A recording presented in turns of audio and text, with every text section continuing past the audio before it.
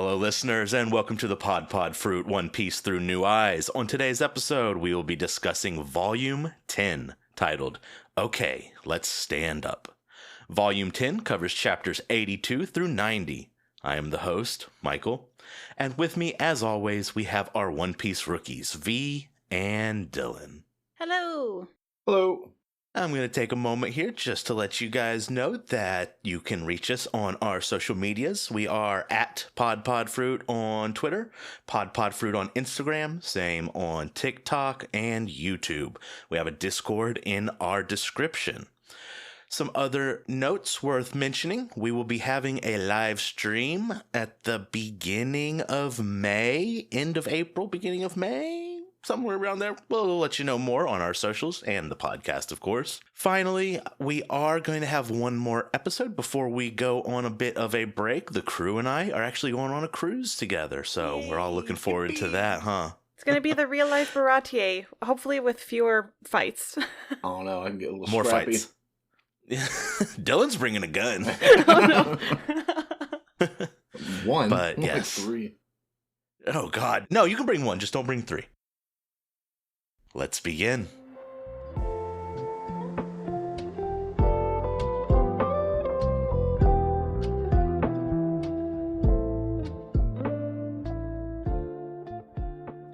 I have a summary of our coming volume from the publisher Viz for the most part. Put my own little spin on it to an extent, but after ending up underwater at the hands of Sawtooth Arlong, captain of the nasty fishman pirates, Luffy, with the help of his crew, bounces back with a few tricks up his sleeve. The fate of Cocoa Village, if not the rest of the East Blue, rests on the outcome of their final battle. And today, we are going to start with V. I'll hecking do it. And V, yeah, I hope so.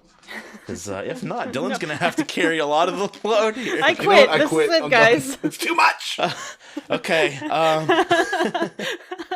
I really enjoy how the intro art here picks up exactly where we left off the previous volume with the boys ready for a fight.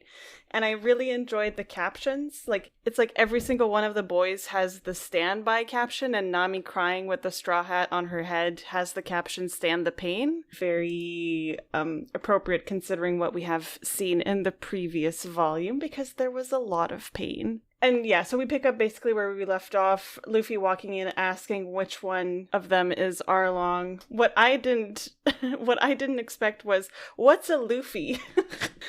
A pirate?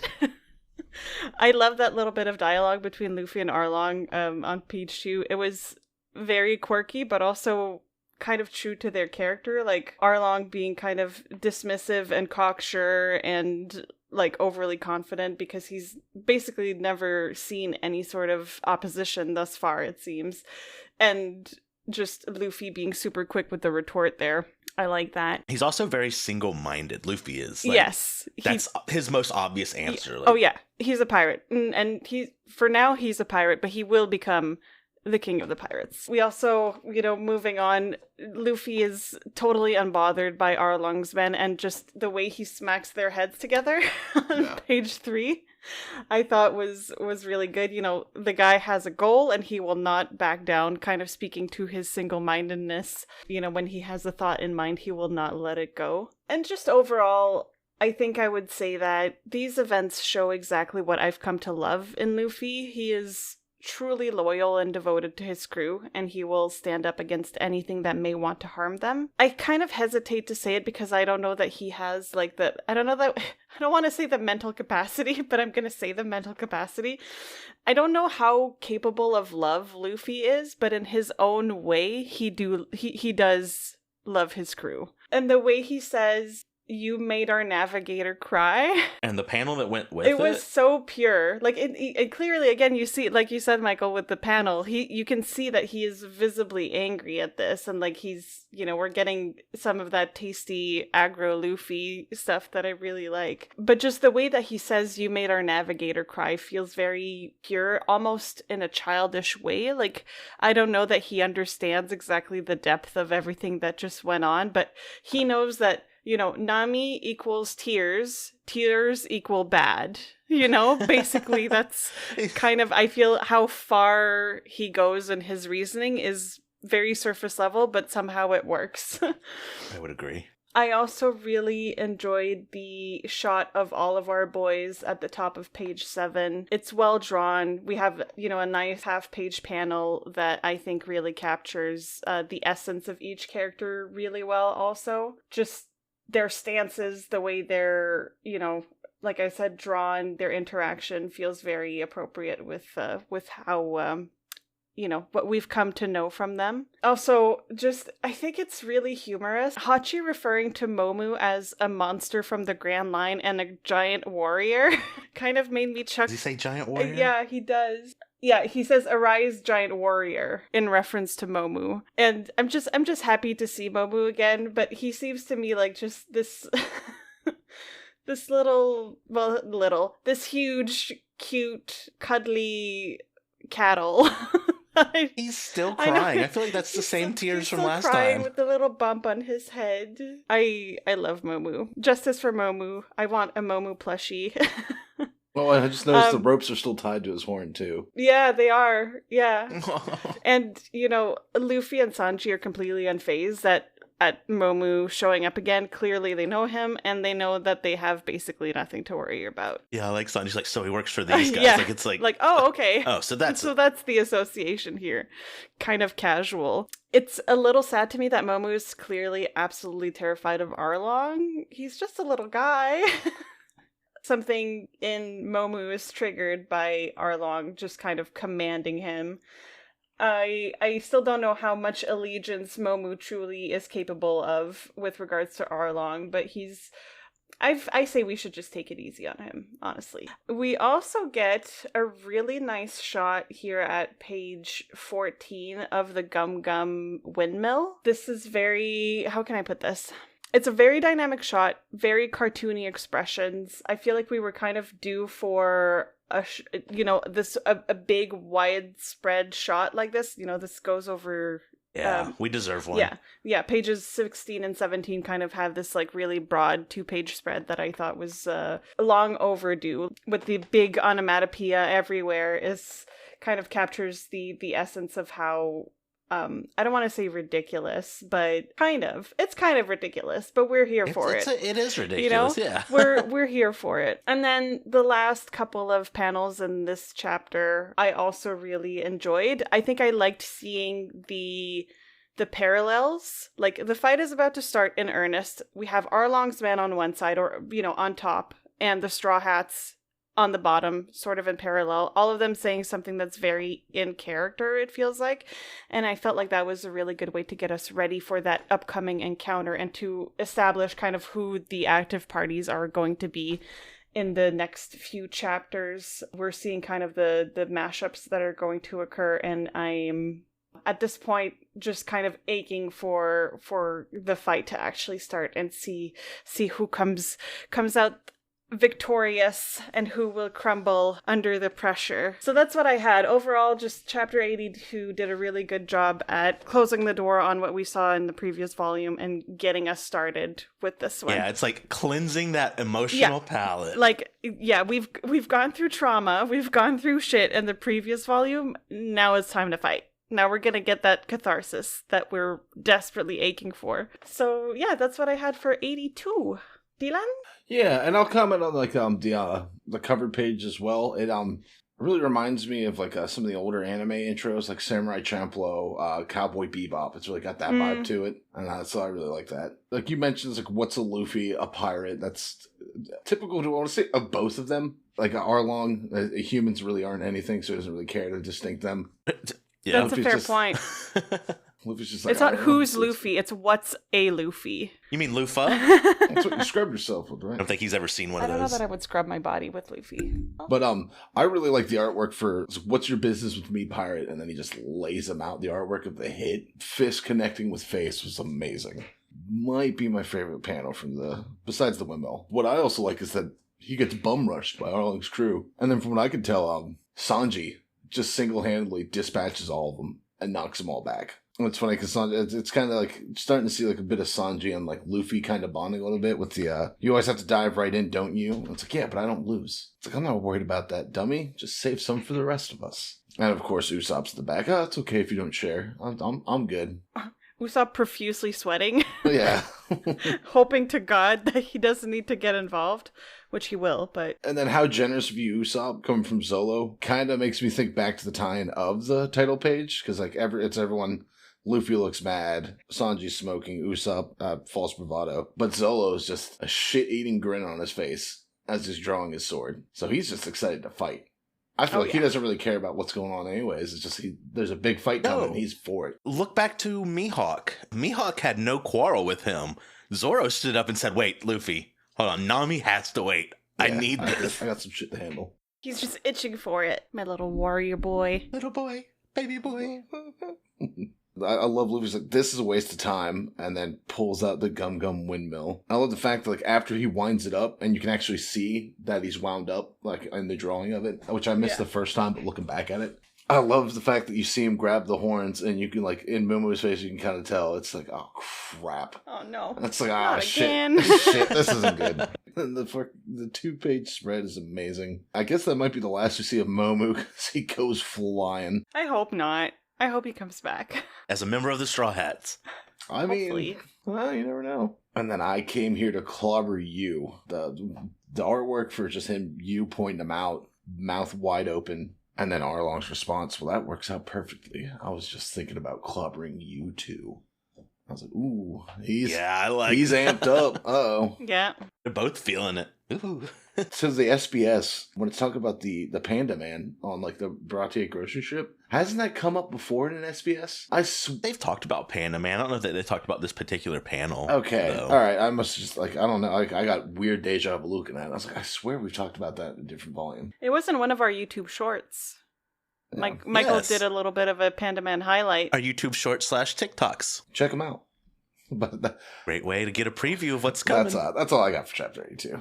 So 82 started off with what I think is just a heck of a punch from Luffy. He knocks Arlong across this little park of his into a wall, into a pile of rubble, or she's now on a pile of rubble, and I loved every minute of that. That was awesome. It made me audibly cheer. I actually said yes out loud when he hit him like that. It was so good. Johnny and Yosuke they're not helping. They are sitting outside the walls, and they are keeping these poor townspeople from rushing into their certain doom. And they're still doing it. And I really just want to put a little spotlight on them for doing what they can to help. I'm here for some Johnny and Yosuke appreciation. Johnny and not Johnny appreciation. I liked seeing Momo come back, and the 2-page spread was so chaotic in the best way. Yeah, you guys really nailed it. But yeah, Volume 10 kicks off with a bang and a punch. And a windmill. Yeah, Luffy and crew's fearless, minus Usopp, entry to Arlong Park was cathartic after last chapter. And the humor was well done, and the art was awesome, and it was all well appreciated. It was a great payoff for what we had to go through to get here. Loved it. Dylan, 83? Yeah, I'm going to start off with the cover page. My boy Kobe back. Being a little, and he's got the chore boy. I noted that. He's got the chore boy tag on his sleeve, and then also you got Hemplo and this gaudy leopard skin. Helmeppo. Helmeppo, whatever. Helmeppo. You can call him Hemplo. Fuck it. He doesn't deserve it anyway. Not Hemplo and Zolo not Johnny number 3. Yeah. But he's got those gaudy leopard skin boots. It's like, ugh. His daddy probably gave them. I'm surprised they let him wear them. Yeah, and then they open this chapter up with just the carnage of the windmill just being shown out. You got Momu all dazed out in the ocean. Arlong Park and tatters, the fishmen strewn about. Great. Of course, you get his little windmill hat. Click, click, click, click. You love that little windmill hat. It's just good. And I love that you love it. It's just like the onomatopoeia behind it. It's just like you just hear it, and it's like that's it's hilarious. a nice little touch. Yeah, it is. I didn't notice it until you pointed it out last volume, Dylan. The onomatopoeia for it. Yeah. Question for you, real quick. The bottom panel where it shows, the Arlong Park and it says "woo" at the top. I interpret that as wind noise. What do you guys get out of "woo"? I do too. Yeah, Kind of like you think Western scenes when the tumbleweeds blowing across the lake. That's kind of the noise I get from it. Yeah, like a same. deep wind just blowing through the area. Indeed.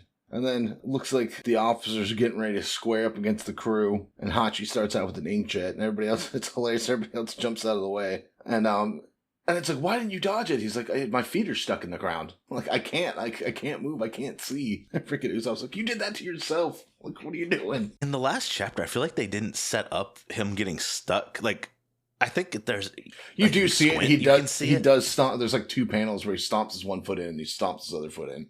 Then he winds up. Gotta have a good base Oh, if so you're gonna windmill that's a someone. result of him kind of gearing up for the windmill, is when Yeah, he set him. Okay, yeah, because that was unclear to me also. And then I don't know where he gets this giant chunk of masonry from, but... Giant chunk of masonry. And just slams Luffy with it. But, of course, my homeboy Sanji come in and break that up with a big old kick. Oh, yeah. That shot of his leg straight up.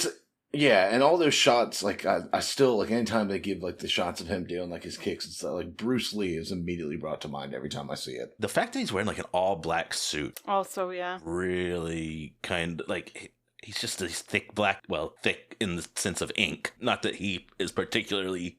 Yeah, just like he's a heavy lanky lines. boy, yeah. It stands out in the panels. Well, it's also cool, because I know a lot of, I want to say in a lot of Bruce Lee's movies, he's usually, like, a gang member / gang, like, leader.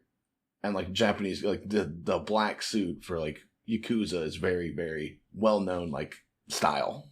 And as they're getting ready to square off, you got Usopp trying to help, just stretching Luffy, trying to get him out. And he's like, anything? It's like, no, not yet. It's like, try pointing your feet. It's like, it's not doing anything. I can't get loose. And my favorite thing is, like, as soon as you realize, like, Zolo's getting involved, and, like, gives him a thumbs up, it's like, all right, you take care of that. I'll deal with Luffy.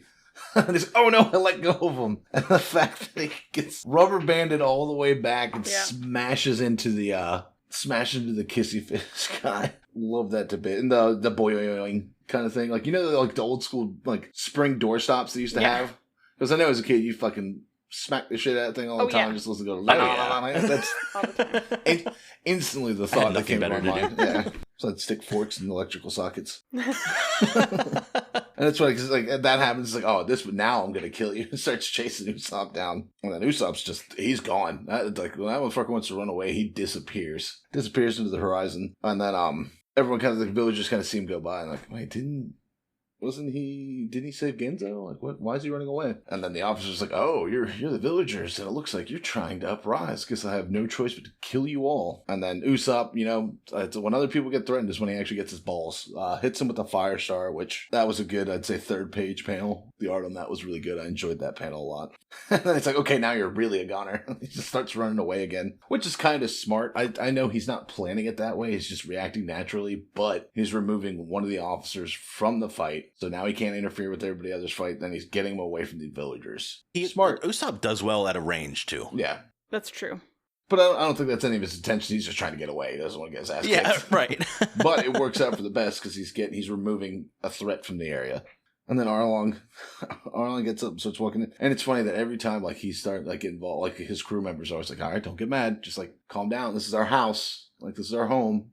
Don't shit where you sleep. Calm down. And Luffy, even though he's still stuck in the ground, it's just like, I'm still coming after you. And throws a big old punch. But that's when at this point, Arlong's done with it, catches the punch. So it's like, is there something you want to say to him? He's like, nah, no thanks. And then picks Luffy, like rock that Luffy's stuck in, just throws him in the water. It's like, you can't swim. Even when he's like, you have the devil fruit power, you couldn't swim anyways. But now that you're in this rock, it just makes it that much easier. And at this point, like, Luffy's starting to thrash. He throws a gum pistol. And then Arlong bites his fish. I mean, he's a shark, so he bites him. Luffy screams, you bite her, and then bites him back. Yeah.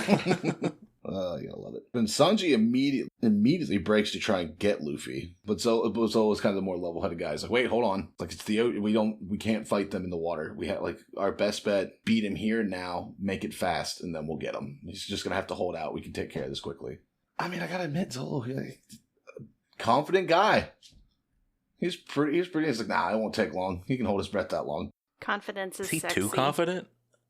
I mean, considering that, like, you know, he almost got cut in half like a volume or two ago, maybe a little bit too. He's confident, but he's not necessarily super cocky in the sense that he admits when he's overpowered or when he's out of his depth. You know what I mean? Like, it doesn't come He can across actually- It takes a good bit to get him there, right. though. It does. But he'll actually Right. acknowledge it, and he's like, "Oh well, shit, he is leagues ahead of me." Yeah. But yeah, and that's pretty much where that chapter ends. So this one really feels like it's trying to it's like, all right, Arlong and Luffy they had their interaction. Luffy's been removed from the equation. Now it seems like they're amping up. It's like, all right, now the officers are going to fight the officers. I don't know if you remember, but you were looking forward to some officer-on-officer action. I was, and you mentioned it in the last that's exactly episode. what we're getting. Yeah. But yeah, that's all I got for that chapter. Alrighty. So I also took a note of the intro art here. I am so happy to see Kobe again in the intro. What about Helmeppo? Well, I literally noted not so thrilled with Helmeppo though, because I don't know if y'all remember, but he was a whiny little bitch when we first encountered him. And he was cruel and mean and just awful. And I could have gone my whole life without seeing him again, but here we are. But at least Kobe's there to kind of make all of this more palatable. Yeah, so good note, Dylan. I also noted that with regards to just seeing the sheer destruction that came with the windmill, like, you know, you see Momu in the ocean and just the terrain being basically flattened by the fact that this huge sea cow came flying in. I had a little bit of a foodie moment mid page 4. Sanji's kind of explaining a recipe on how to serve octopus. I love octopus and squid when it's well prepared, and I was like, oh, my boy knows. He knows how to do it. And I ended up getting some calamari yesterday for dinner, so I guess I was inspired by that. The first thing that came to my mind when Hachi inked Luffy was, this is maybe a little, I don't want to say an obscure reference, but the cute little pink octopus from Finding Nemo that says, "Aw, you guys made me ink." That's exactly what came to mind when I saw that. Then also another, Sanji definitely has his moments. He's growing on me. There's some things that I don't love about him, like his you know, Casanova lover boy aspect is a little like, I can only tolerate so much of it before it gets annoying. But I do enjoy seeing Sanji in action, kind of in his element when he's fighting. And like I pointed out when Dylan was going through the chapter, that shot of him at top of page 7 with the legs straight up, just, you know, a badass overall. And then at the top of page 8, he says, "I was raised by a pirate." And I really, really like that. Just the idea that he considers that Red Shoe Zeph raised him, I thought was very heartwarming and kind of a testament to their relationship, even though they're certainly not related by blood. They are related by everything we have seen over the course of the Baratier arc. So that was nice. And, yeah, we get Zoro just with the, "You guys aren't doing the terrorizing anymore, we are." I love it. I was like, fucking get him, boys. It's a great line. Get him. It was a perfect comeback. Yeah, really, really like that shot of him with the, you know, with the, as he's what's the word? Unsheathing? Yeah. Sheathing? Unsheathing his sword. I like that. Meanwhile, Luffy is still stuck. And to kind of expand on what we know of Usopp, we kind of get a little bit of a highlight of who he is as a person, and I feel like it's well described when about mid-page 14, I don't know exactly who says that, one of the villagers says, "One moment he's brave, the next he runs away screaming," and I'm like, yeah, that's Usopp. In a nutshell.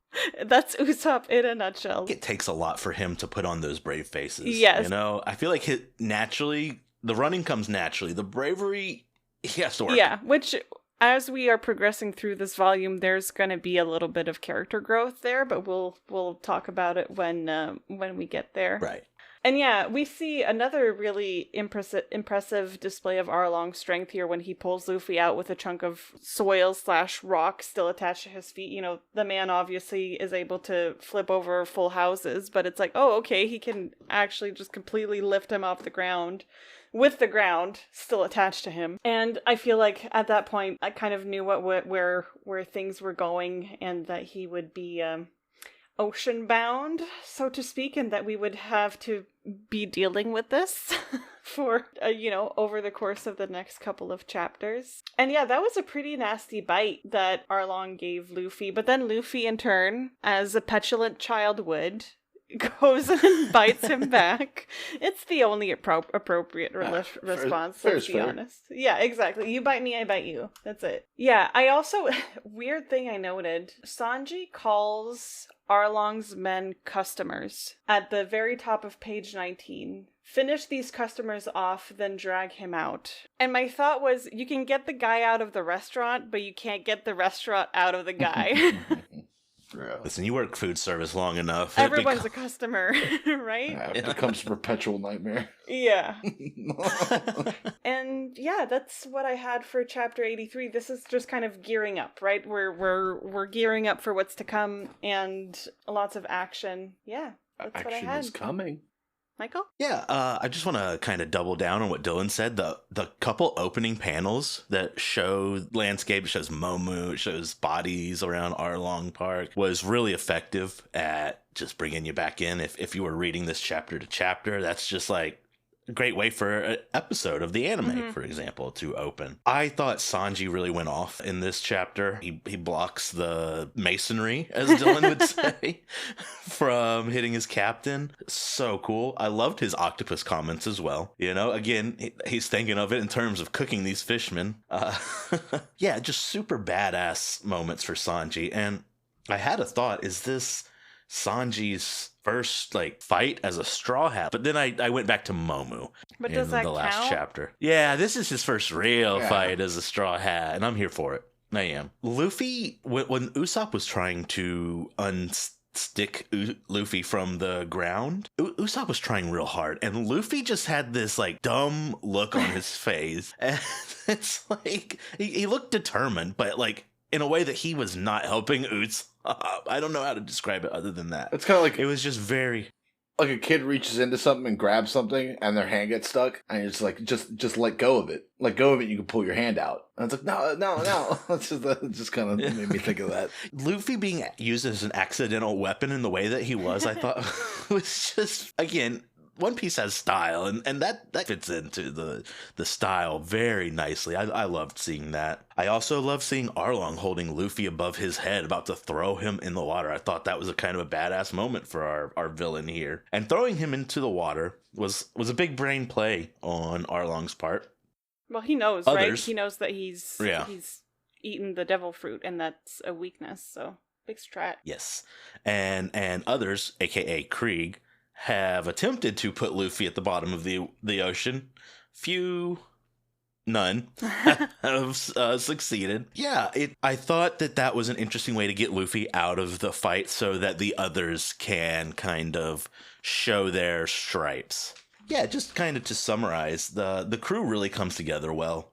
We're starting to see them as a cohesive unit. Usopp and Sanji are here helping out Luffy, or, well, Usopp at least tries to, while Zoro's just getting ready to fight because that's all he knows, and that's kind of a little microcosm of who they are. Usopp bit is maybe a little predictable, but I still enjoy it.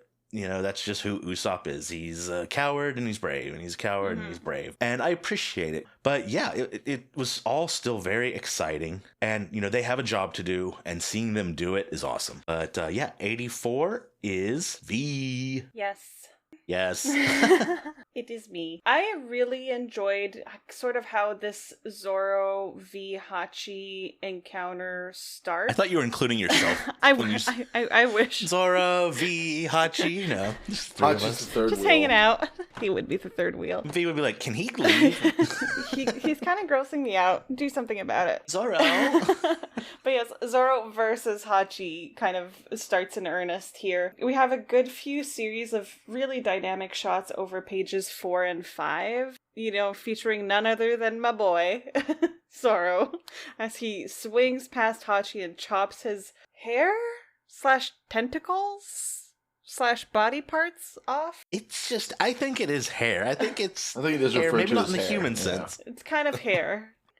We get another really good example of Genzo's character and him being a good leader at page 11 when he's stating that he will go alone and he's ordering the others to stay put. and that he doesn't want his villagers to put their lives in danger. I think Genzo is definitely growing on me as kind of a, like I said, a leader type character, similar to, what's his name again? The poodle guy from Serve Village? Poodle. Yeah. I'm really enjoying seeing him as the leader of this group of people. And Zeph could be considered something of a I leader would for agree. the Bratier. I would agree. I kind of like having these like wise older masculine figures come up. I think that's wholesome. Yeah, our wise older feminine figure got killed in the last volume. I feel like women get the short end of the stick in this manga, but that's fine. That's okay. Sanji does bring up a really good point also. It hasn't been that long since Zoro's encounter with Hawkeye. We cannot expect him to be all healed up and ready to go. He clearly would have benefited from recovering for a longer period of time and not straining himself too much. Alas, Zoro is ready for action and he will take it and do it, regardless of the impact that it might have on him. You said I feel like he never really fully recovers from his injury because, like, with the buggy previous fight, time, right? he was still hurt. Maybe his and it's injuries are like compounding. I don't know. Something's gonna happen. Well, we kind of see it a little bit later on in the volume that he's not doing too hot. I like the detail in Sanji's face when he gets punched in the stomach by the what's his name? The Rayman. I forget his name. On page 15. Karubi. Karubi. Yeah, like we see just the detail in Sanji's face, like kind of shadowed in and everything. I like that. Not to be confused with Rayman, the series of video games by Ubisoft, which were great games, by the way. That's what I was thinking when you first said it. And I was like, does somebody have detachable fists? And then I was like, oh. But yeah, Rayman. Throwback. Retro gaming at this point. Yeah. Jeez, way to age us, V. Yeah. We have aged ourselves many times. Yes. I don't know. Have we talked about Blockbuster yet? Oh, we should. So I can appreciate that Zoro's opponent is a six-sword style fighter. I thought that was a nice little parallel between his own usual three-sword style. It's a lot. It's a lot of swords. Interesting nonetheless. Page 18. There's the mid shot of Zoro hunched over, dark, with his sword between his legs. Bruh. So good. So epic. I'm not a Zoro fangirl per se, but I was sweating a little bit. That was a magnificent shot right there. Like, that was so well drawn. Just kind of giving off that feeling of like oppressiveness, but determination, and just like, it was a delicious shot. I kind of wish that had been also maybe at least a half page. Yeah. Just looking at it, it would make for a pretty good tattoo. And then, yeah, we get, through this shot, we get a further glimpse into Zoro's motivation, where he says, "There's a man I have to meet, and until I see him again, no one can take my life." At first, I was like, I'm gonna give myself the benefit of the doubt and not like, okay, I'm crushing on him, obviously, because he's a handsome boy, right? But he's actually also a character with a lot of substance. Oh, definitely. I like his honor. I like the way he carries himself, and I'm open to having my mind changed in the future, but for now, V is still a Zoro fangirl. Okay, it's settled. Cool. Okay, we're 10 volumes in now. I'm feeling pretty comfortable being a Zoro fangirl. Like, I'm okay with that. I thought Sanji may give him a run for his money, but I see and I agree. I get it. There's some ways in which I do really like Sanji. Zoro's gonna make you chase. Sanji would be... Like, I would be really good friends with Sanji. Sanji is the type of guy that I would, like, go out to restaurants and go out to bars with and hang out and, like, just have fun with. But, Zoro. You're like a brother to me. Zoro's like, why don't we just stay in tonight? Yeah. And you're like, yeah. Okay. And then... Well, it's like, Zoro's gonna make you chase. Sanji's gonna chase you. Zoro's gonna make you chase him. That's a good point. And I think I kind of like that. I think I kind of like the chase. Zoro's like, oh, you're still here? Yeah. I thought you left, so whatever. Yeah. And yeah, so we're about to see more of the three-sword style because, Zoro asks Johnny and not Johnny for their swords. And it's like, ooh, yes, we're going to get into it again. That's what I had mostly in my notes for chapter 84, but I am noticing I also really enjoy, on the flip side of the mid-page shot on page 18, we get a similar shot of Sanji on page 19, kind of shadowed in, really detailed. He's bloodied up with the cigarette on the corner of his mouth. Like, I liked how dynamic and how they kind of reflect each other, these two pages, these two panels, and it's exciting, and I'm looking forward to the rest of it. And that's what I had for 84. Okay. Yeah. And again, we're getting more of the Kobe saga here. And it's funny, it's just like he's sitting there doing everybody's laundry, he looks happy as can fucking be. There's a big old grin on his face. He's the best chore boy. He's a better chore boy than Luffy.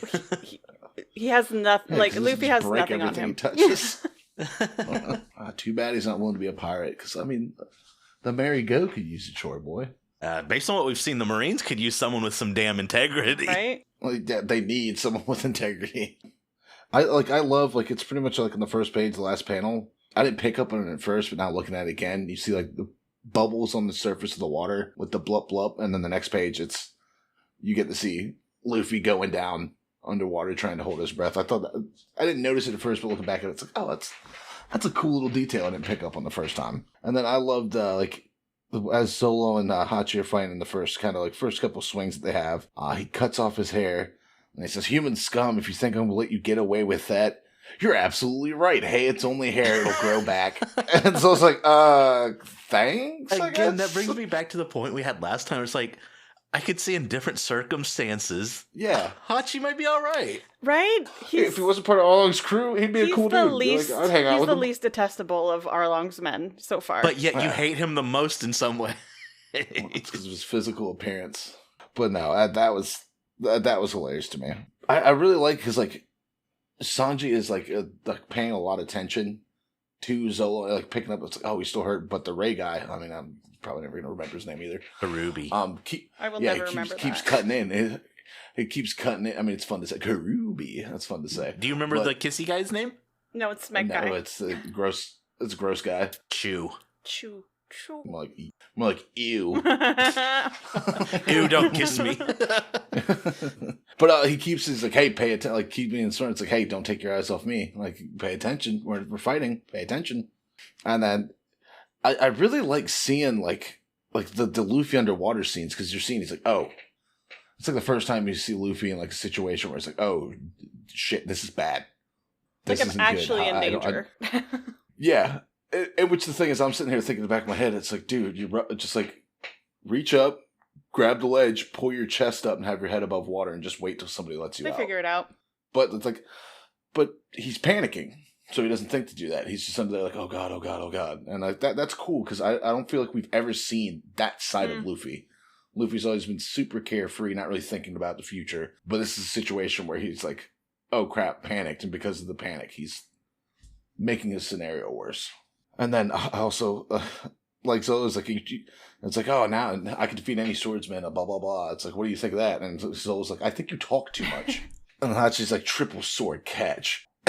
And then just misses it with all three hands and just gets cut right across the face. Dylan, I loved that. It's like, that's hilarious. And then the Goofy, the Hachi stick up, where he just like jumps and sticks to the roof. It's just like, you can't reach me. Did that need a name? Did that move need a name? It didn't. But you know what it gave me vibes of?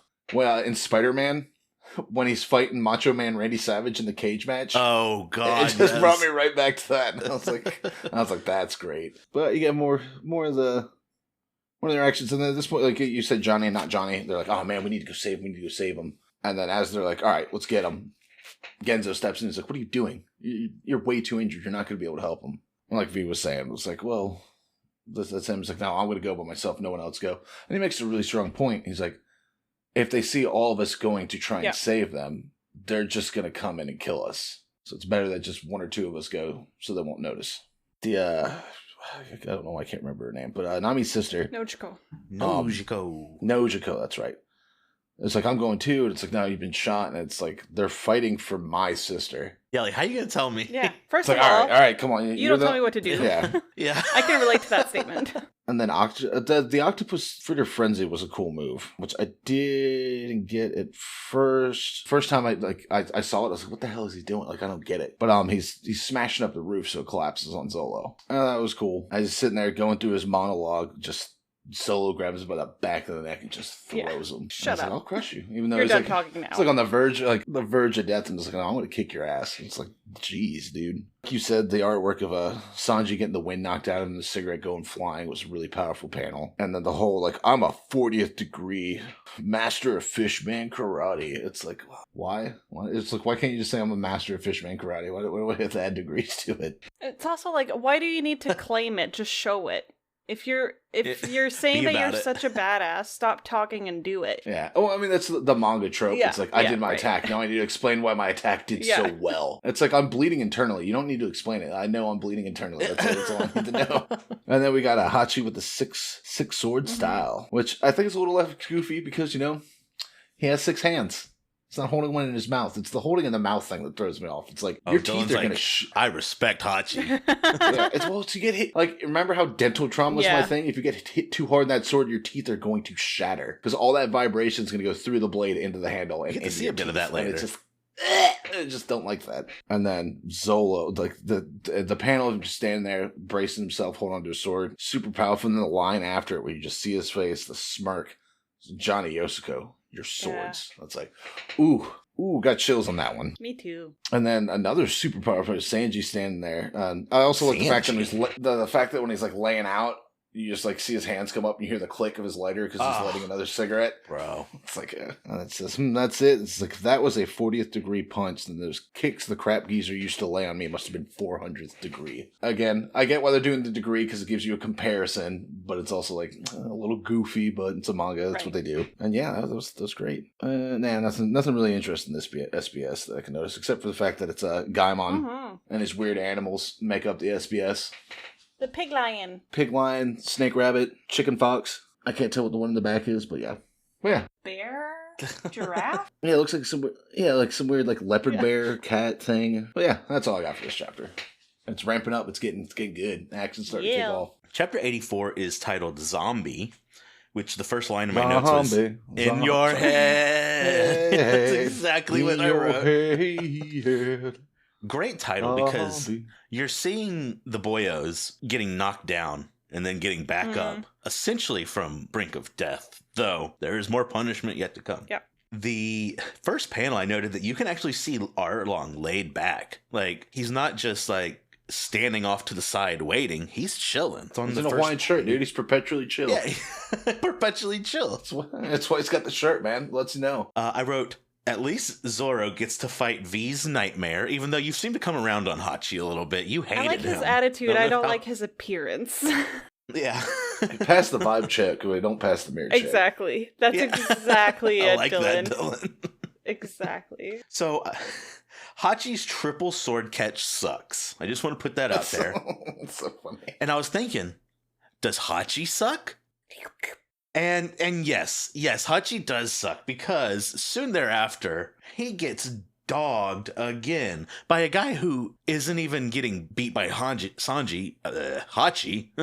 He's not even getting beat by Hachi. Zoro's getting beat by Zoro's own injury. Hachi had nothing to do with it. He's still dealing with the ass beating from Mihawk. Yeah.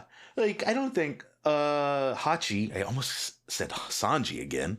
I don't think Hachi lands a single blow on Zoro here. Or certainly not one that is particularly significant.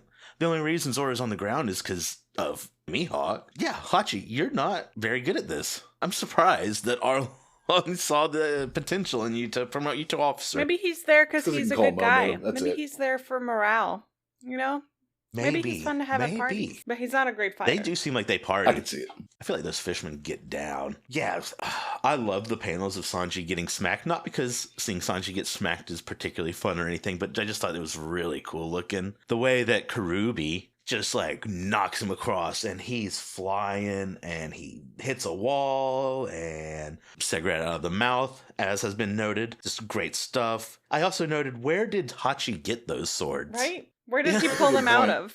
Yes, and Zoro's on the ground, and is it Karubi? Karubi says, who are you going to fight, Hachi?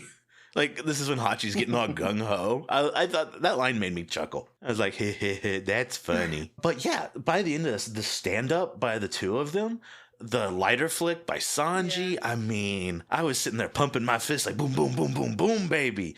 Loved it. Loved the second half of this chapter more than the first, but this is a really good chapter. Also, I want you guys to take note of the very last panel. It's Usopp. And if you guys go to the very last panel of the previous chapter, it's the same panel. Is it really? And I think really? that's, yeah, it might not be line for line, but it's damn near. Oh, It yeah, might be it's the pretty exact cool. same panel. Yeah, just Usopp running away. It's almost identical. I guess it's a good way to kind of like establish like a cutaway. It's like, all right, here's this fight. Now we're cutting away to this fight. I think they're saying, yep, Usopp's still running. Oh, he's still running. I'm gonna check out Usopp. Yeah, it's about 10 miles away. More of the same. Yeah, I still loved it. Oh, and kind of rewinding a little bit, the 400th degree statement, chef's kiss. Like those kicks that Zeph gave me must have been 400th degree. You're a bitch, and I don't respect you, is what he's saying. Basically, yeah. But yeah, perfect ending. Looking at the last two pages, it's Zoro's stand-up right next to Sanji's, and I thought that was really, really cool to have them right there. Yeah. Two great panels. If it was like a fighting game, I would always play with Zolo and Sanji. Yeah, Me yeah, too. especially Those are the those are characters fucking- Is there a It's One just- Piece fighting game? I have a feeling there probably There is. is. So, there may be some people who disagree with me, but I think that the general consensus is that One Piece has not executed video games as well as it should have. There's not a ton of like truly great One Piece video games. I think some of their highest rated ones is called Pirate Warriors, and it's Dynasty Right, Warriors. right. I don't know if either of you have played I've it. played Ooh. Hyrule Warriors Okay, I would- for like the Zelda, I'd be interested. Yeah. Yeah, it's the same concept. like and hack I'm and here slash for kind Dynasty of Warriors. vibe. Yeah. I like those types of games. I have not played any of the Pirate Warriors games. I'd say with the way their powers work, that feels like it would fit really well into that style of game. Yeah, definitely agree. I want to, I just haven't taken the time to. But yeah, listeners, if you want to suggest a One Piece game Yeah. that may break the mold, I'd love to hear it. What's your favorite One Piece game? Give us your But- recommendations. Absolutely. As best you can, East Blue games, I don't know if that's even going to be possible. There's like a Yeah. handful Listen, we'll get there of games eventually. that came out. Yeah. I'm not but be able to play it for like another 2 years, but we'll figure it out. yeah, we'll get there.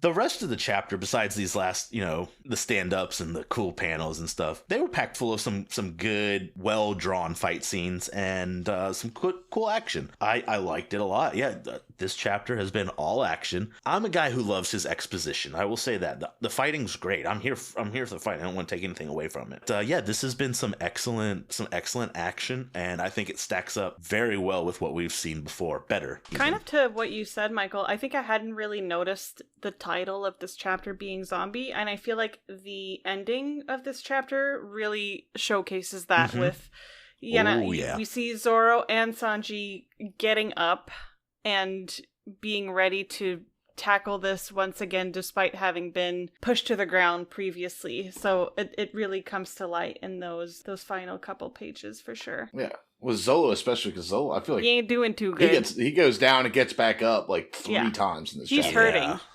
And we'll see more of that later on in the volume. But yeah, he's not doing too good. 85 is Dylan. Yeah, and again, more the Kobe saga. And Yeah, the little Dylan, you're girl on is- Kobe Saga duty. And you got the little girl who brought the sweet rice balls. Yeah. Zolo is there, like pouring tea for him. That's super cute. Oh, I recently had a revelation. I think it was given to me by the internet. But you know how Zoro has the onigiri attack? The little girl gave him onigiri Yeah. when he was tied up. Yeah, at- V, you Yeah. brought that up. You I think you mentioned Oh, that. did Yeah, you? because that I episode. had noted that onigiri to me was those rice balls. Did we connect the attack to it? No. Well, because I think we figured out because like Oni is like a demon. Right. I think We were talking and, about it, but I don't know if we brought up the little girl. No, I don't think so. And how maybe she influenced his attack name Maybe, or something. yeah, I don't know. maybe. Just a thought. maybe.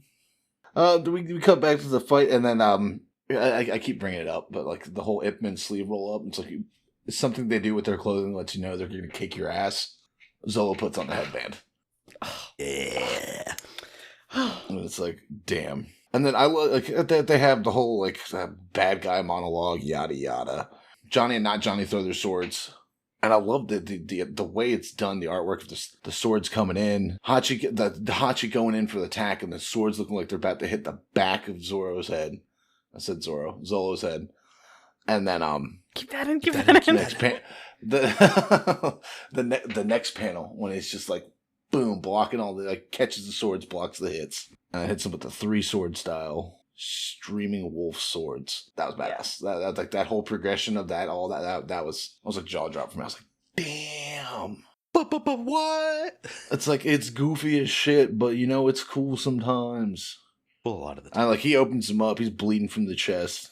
And it's another thing, they cut to the villagers. The villagers are like, oh, shit, yeah, why were we trying to come fight the pirates? Why were we trying to get involved in this? This is way above our pay grade. We're not being paid at all. In fact, we owe money. We just live here. And then because Hachi keeps bringing up the whole thing. It's like, oh, mathematically, you only have 3, I have 6. There's no way you can beat me. And then mathematically, that would be a grave miscalculation. He has the flashback to Hawkeye. I may only have 3 blades, but look at them. They're much weightier than yours. You weak They ass are way bitch. bigger than Zoro's swords that he lost. Well, the thing is, like, because you get to the point, like, where it's like, oh, you think they weigh more than mine? Mine weighs 650 pounds each. Again, fucking ridiculous. But that, I don't believe that's what he's talking about when he talks about the weight of the swords. It's like, no, it's not their actual weight. It's like, there's the drive and determination of how I use my swords. That it's going to outclass yours every single day. You don't have the drive, you don't have the determination, you don't have the willpower that I do. Therefore, you'll never be able to beat me. That's what I took away from it. Finally, like, at this point, Luffy's out. He ain't fighting back no more. He's just passed out on the bed, and they're trying to get him up. And then finally, everyone realizes, like, oh, wait, that's right. He's made out of rubber. You see that realization, which is a great panel of Genzo and Nami's sister being like, that's it. And then I also like the 6 swords, the attack he uses, the 6 sword style octopus pot stance, the New Year's Open. I like that. That was a cool move. Because it's like, all right, well, if you have 6 blades, that's the best way to use them is to engage all of his weapons and then create an opening. And then hits him with a heavy headbutt. And then the waltz of the 6 swords, and then just Zoe looking like he's just passed out, about to like, fall into the blades of a Huey. Huey's a helicopter for people who don't know. Okay, thank you. I did not know. I just wanted to clear that out. And it kind of looks like he gets chopped up. Because that bottom panel makes it kind of look like he's getting chewed up by those blades. But then everybody's surprised and they get that middle page panel. Freaking Zolo with the badass swordsman stance. And blood flying from the hands of freaking Hachi. But the fact, and then like it kind of goes into the explanation of what he did. It's like he matched the rotations of the blades to slip through them, and just shows you how like Zolo's just on a whole different level than these guys are. Zolo's cocky, but he realizes when he's not where he needs to be, I guess is the best way to say it, because he's starting to see, it's like, all right, my wounds are opening up, I can't fail, it's like the other people would have died from this, but I cannot die. And then he hits him with Onigiri. And then I kind of wish this was a full page spread of just all of Hachi's blades shattered into bits, and then the Dragon Twister just finishes him off. Sheaths his blade, the rest of you are beneath my notice. I have to save Luffy. Does so good. Oh. And then, Karubi, right? Right, Karubi, you nailed it. Yeah. Sees he's down and out, is getting ready to just put him down and out of his misery, standing over him, punch cocked back. Then our boy Sanji comes in, deflects it with a kick. And it's funny because Karubi's like, oh, well, I'm surprised no normal human could survive my punch. That's impressive. And it's like, I'll wager there's a lot who could do it, especially at a certain restaurant I know. Yeah. I was like, okay. He's like, Patty could handle these bitches. Yeah. Patty and Carney. But yeah, that's all I got for this chapter. This action's really, like, this is what I wanted to see. Like, seeing the officers kind of, like, cut loose and actually getting to see the other lesser crew members show what they got. And I say lesser, just, it's not Luffy. The people besides Luffy doing their thing. But B? Yeah, so as we kind of started this chapter, I was already super hyped for this fight. As per the title, 3 swords versus 6, promising mashup. Even more so that we've kind of established that Zoro and Hachi have a little bit of a backstory together now. Like they know each other at this point.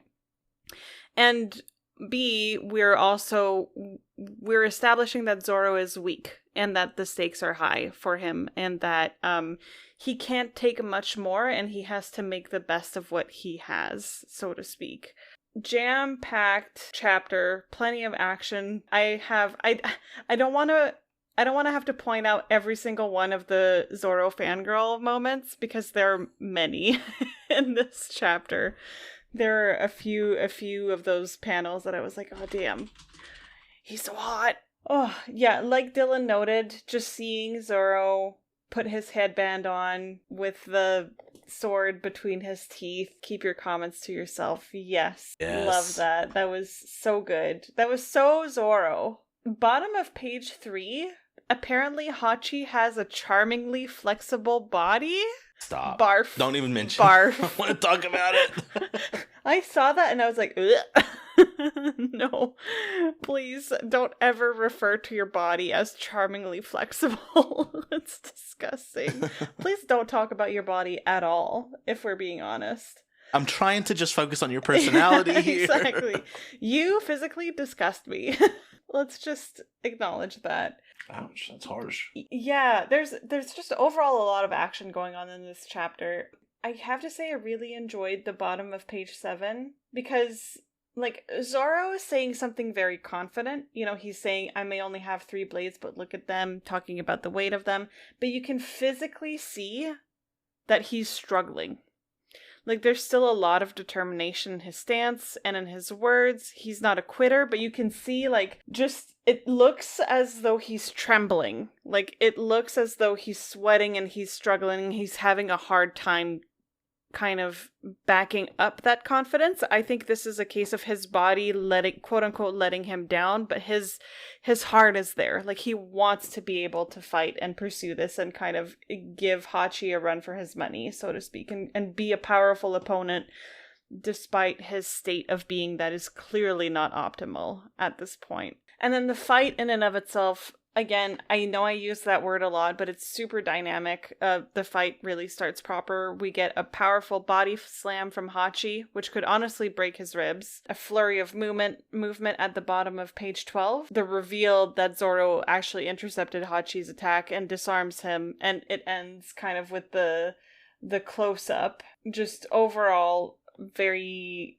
captivating few pages. It's the kind of situation where I could have stopped and paid attention to every single one of the panels individually, but I was so captivated by how the action easily flowed and how well it was drawn that I kind of just zoomed through these pages as I was reading them. So yeah, we have this close-up shot of Hachi, Zoro, and Arlong with his other henchmen. Just a very, very lively section here. Also noted, again, a lot of Zoro fangirl moments, but I can't stop on every single one of them. I liked kind of the flow of how things go between pages 14 and 15, where, you know, Zoro at first is saying, even if most people would pass out from wounds like these, I cannot fail. And then we get kind of the close-up of his face on page 15 when he says, even if these wounds would kill most people, I cannot die. The way that he's drawn and just the way that he expresses himself or, you know, thinks in this... He does get some real spectacular art. He really does. Like, it's beautifully detailed. It's gritty. Like it gives grit. It gives grit, but like in the good way.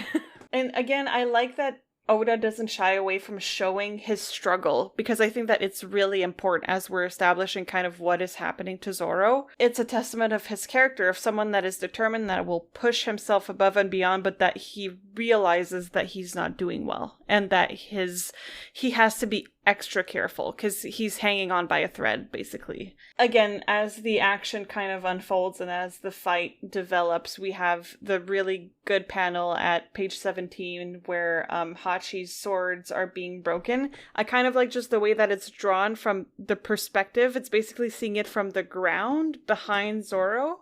Like, we're seeing it from the ground up behind Zoro and Hachi, and I really enjoyed that in terms of creative perspectives.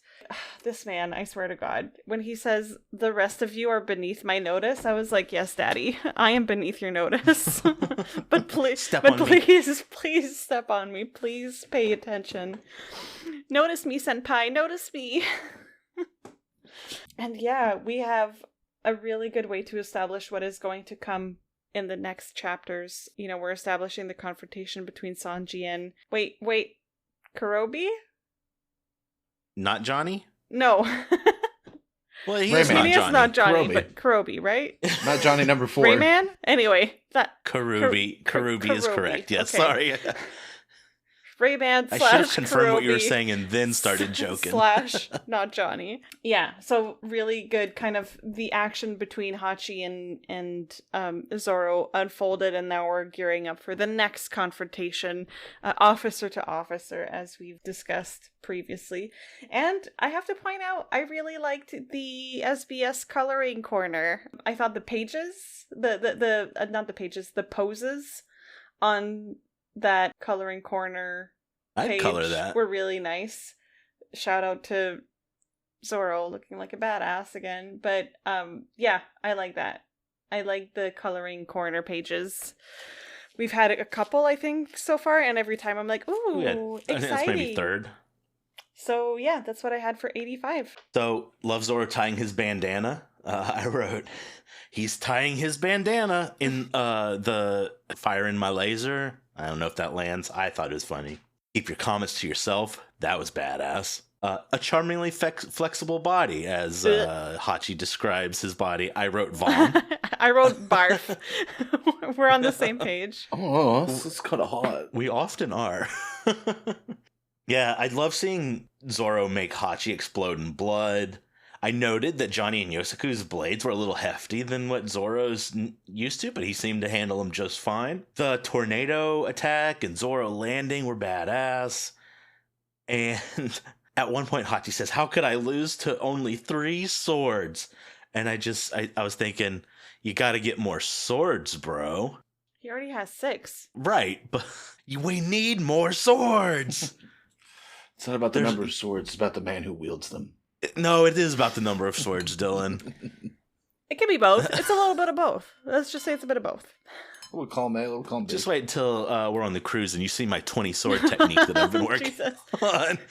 Every finger and toe has a sword. How many of them are going to be in your teeth? Sir, you can't get on the boat. None. Okay. Sir, you're not even allowed to have 1 sword. What are you doing? And why does the guy behind you have 12 guns? Someone save me. And then the last couple panels, bro forgot about Sanji. He was trying to get a leg up on Zoro, and Kurobi forgot all about Sanji. And I wrote SMH, shaking my head. Can't forget about Sanji. Go finish the job. But yeah, another cool action chapter. A little one note, maybe, but sometimes that's just how action chapters go. Right. You know, the note is action, fighting, in this case, sword battle. In this case, Zoro. Right. 2 notes. But it was cool nonetheless. It's a good note.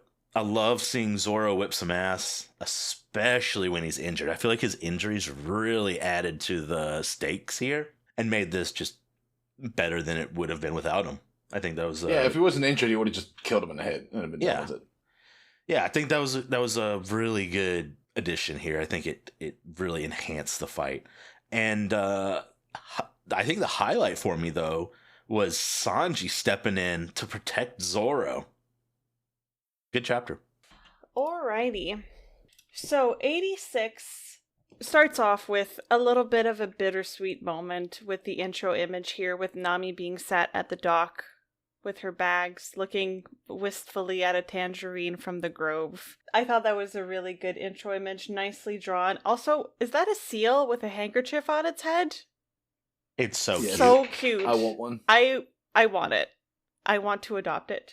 Also, I like how round it is, and it's almost as round as the bag that's beside Nami. Like, anyway, very, very cute intro image there. I like that a lot. There's a panda man on her shirt. It's a panda. It might not be Panda Man. It's hard to. It is Does a it say panda. Dork Panda on it? It looks like it says Dork. Dorko Panda. Anyway, good intro image. Loved it.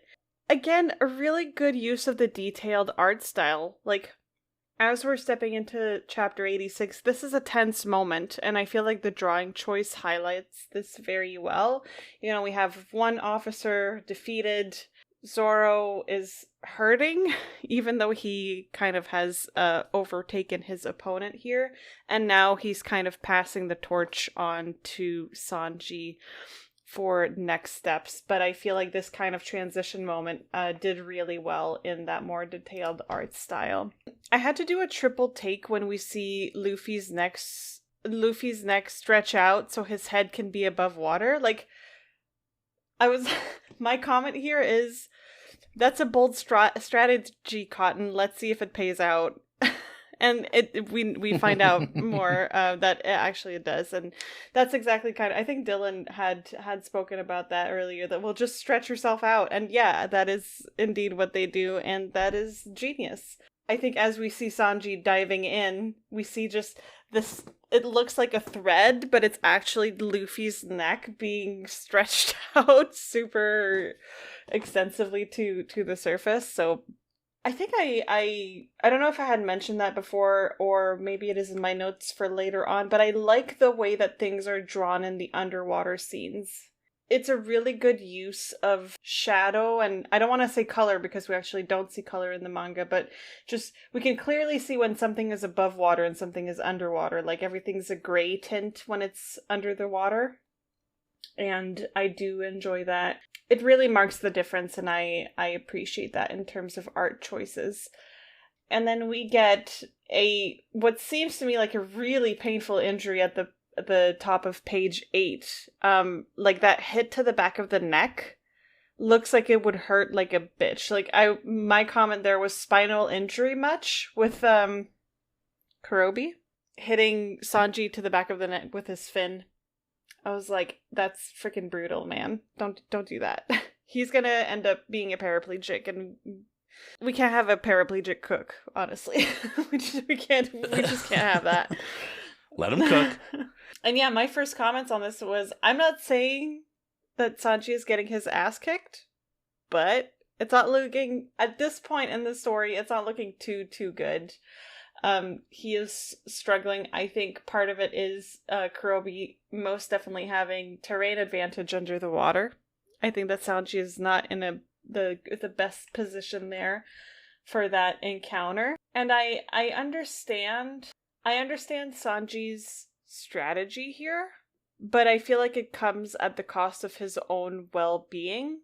And that's kind of reflective of the Straw Hats in general. I feel like they have this kind of high risk, high reward attitude where they kind of throw themselves into it with reckless abandon. And I feel like, again, that permeates kind of the whole crew. I feel like that's something that's very typical of them in general. Also, I have to say, as a French-Canadian girl who likes to cook a lot, I love the use of the French culinary terms for attacks for Sanji. Yes, I noted that the translations are also all accurate. The only nuance that I would like to point out, Dylan has his moments where he's the expert on things. I'll be the expert on this. The only nuance I would point out is that for me, mouton, as in his mouton mallet, is sheep in general. The specific word for lamb, the baby sheep, is agneau in French. That's it. But then it doesn't work with mallet. So. Right. So that's why they didn't use it. Pronounce mutton. Yeah. But yeah, I don't have a whole lot in terms of comments for this. It was just very high action. It didn't stop. It's like I didn't have a moment where I felt like I could breathe and really take in everything that was happening, because all of it was happening so fast and so intensely. But I feel like that is kind of the name of the game as far as this volume is concerned. In general, just a lot of action, a lot of movement, a lot of things happening. It is most certainly driving the story forward and the action forward. And I feel like overall, even though at first I was thinking Sanji's getting his ass kicked, he's standing up for himself as best as he can, and he's really trying. And then obviously towards the end of the chapter, you see that once he's out of the water, now he's back, right? Like, now he can find his footing, and he actually can do what he does best, which is to kick the shit out of people. And we saw a little bit of both the two sides of the coin of, Kurobi having the advantage underwater, Sanji visibly struggling but still trying his best, and then once they're out of the water, Sanji's like, hold up, I got this. I can do this. Yeah, that's about all I had for 86. Like I said, it was a little bit of a jarring chapter for me in that there was a lot happening. And I have to just shout out to the very, very last panel where Sanji says, I guess you won't be needing dessert. Oh, God. I was like, okay. Check, please. Yeah. Check, please. I'll have what he's having. That was really good. Good way to kind of wrap this up. And that's what I had for 86. Dylan? Yeah, and to hitch on the cover art, I like seeing the ship in the background with the furled sails. That's cool. And also, I want to say, it's like Nami, they're called wristwatches, not forearm watches. Let her wear her watch where she wants, Dylan. That's not where they go! Stylish, Dylan. No, it's not. It's I don't weird. even think it is. Yeah, it is weird. But But yeah, the artwork, I love when he does like the more shaded in artwork for openings and more serious scenes. It just makes him pop so much more. Sanji, Sanji's starting to step up for the crew. Because he sees that Zolo's going to try and do it. He's like, now you're hurt. I'm going to go in the water. Because if you do it, you will die. I might stand a chance. And as soon as that happens, and then Arlong again, it's like, we are the superior race. Yikes. Like, you stand no chance. You can't even breathe underwater. you don't even have blonde hair. I mean, Or gills. blue eyes, and they're 6 feet. What? But yeah, as we see finally, and it is goofy to see. Sanji seeing Luffy's stretched out neck. And the fact that he's like, wait, is that Luffy's stretched out neck? Dylan, for someone who spent, a little paragraph trying to like dissociate the swastika from I'm sorry, dude, Buddhist... Arlong's pirates is just Nazis all day to me. Oh, yeah. Right. And there Like, was an Arlong pirate that had the manji on him. Yeah. Anyways, and then funny, Sanji's like, all right, sweet. He can breathe. Don't have to worry about it as much anymore. I can just break the rock. We'll get out of here. Gets tied up in the fight underwater, and he's getting his ass kicked underwater. Let's be honest. And the pulverizing pressure plunge.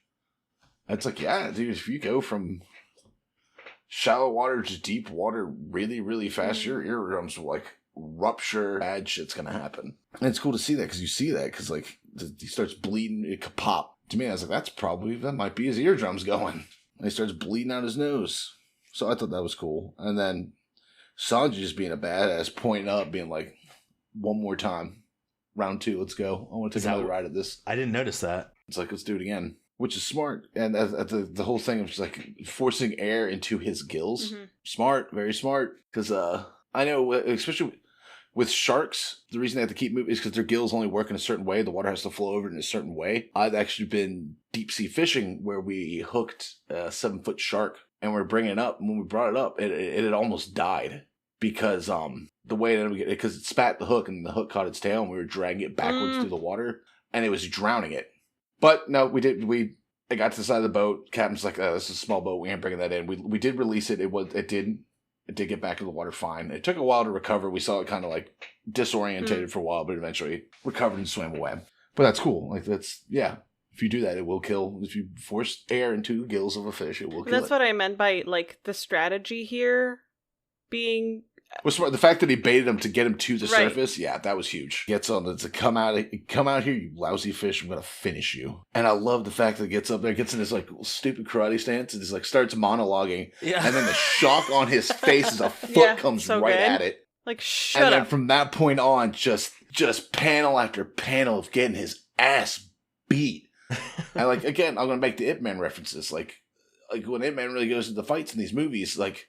And he's really going out. He overwhelms his opponents. His opponents can't do anything. It's just hit after hit after hit after hit after hit. And that's what happens here. And the French culinary terms for all the attacks is fun. I like they put the translations in there so I know what they mean. But the fact that it's just the cut of the surprise on his face to just like 4 pages of getting his ass beat. Yeah. Just an amazing sequence. Sanji's revenge, basically. Yeah. And the ending, I guess you won't be needing to. So good. Yeah, it's so great. And like this is like, ever since seeing Sanji at the Baratie, this is the shit I've been expecting and wanting to see. And this is like, whew, hell yeah. So, that's all I really got, because this is pretty much just like, try and save Luffy. All right, I'm going to beat some ass. Yeah. So that's I didn't have much more than you did, Dylan. I really appreciated Sanji really putting himself out there, saying, Zoro, no, I got this. Like, Zoro is about to climb into the water, and the way that he was climbing into the water shows that he was not up to this task. Yeah, he's getting ready to just roll over into it. Yeah. Like, he is struggling. He is not having a good time. Yeah. I thought that was actually really well executed from, story perspective, just or art and story combo there. The art tells the story. Sanji's kind of blowing up Ginzo and Nojiko's spot a little bit. Like, he's kind of bringing attention to them and what they're doing, because they snuck in unannounced. But they're going to need him either way. And then seeing Sanji getting brutalized was kind of tough. I don't like seeing the Straw Hats get their ass beat. I don't. Maybe it makes for a good story, but I'm still like, oh no, our heroes. So you guys are supposed to win, right? In contrast to what you guys were saying, I didn't go into super detail with it, but I did ask a friend of ours, of the three of us, who has a master's degree in biology and certainly has a knack for marine biology, if blowing into the gills of a fish would kill it. And they said no. And I guess maybe if I worded my question as injure it would make more sense in context. But it's going to severely disorientate it at the very least. It's not going to have It's not going to have fun. Like, it's not natural. That's not the way things are supposed to happen. Think of it like, when you drink water too fast and it goes down your windpipe, and how much that fucking hurts feeling that water go into your lungs. Yeah, it's yeah. Sanji pulling out of the water was so cool, and then he just unleashes the whole French dictionary on this man. Karubi is the man's name.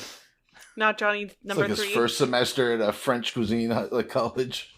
Right. First semester at the Cordon Bleu. And seeing him just stomp Karubi was so cool. It was so satisfying, especially after he got his ass kicked underwater. Now he's like, it's my turn. I'm here. It's my turn. Yeah. The shock on the face mid monologue. Yeah, with the kick coming in. Man, so good. So good. Yes. So I mean, just to kind of summarize, I thought the first half of this chapter fell a little flat for me, and some of the art and stuff, like in contrast to what V said, I thought the underwater stuff was just not a ton of fun to look at. Some of the attacks and the hits and stuff were good, but it just wasn't much more than that. Again, that's like, if I'm trying to think of something to say about the first half, that would be the one thing I might criticize, but I don't think it was bad.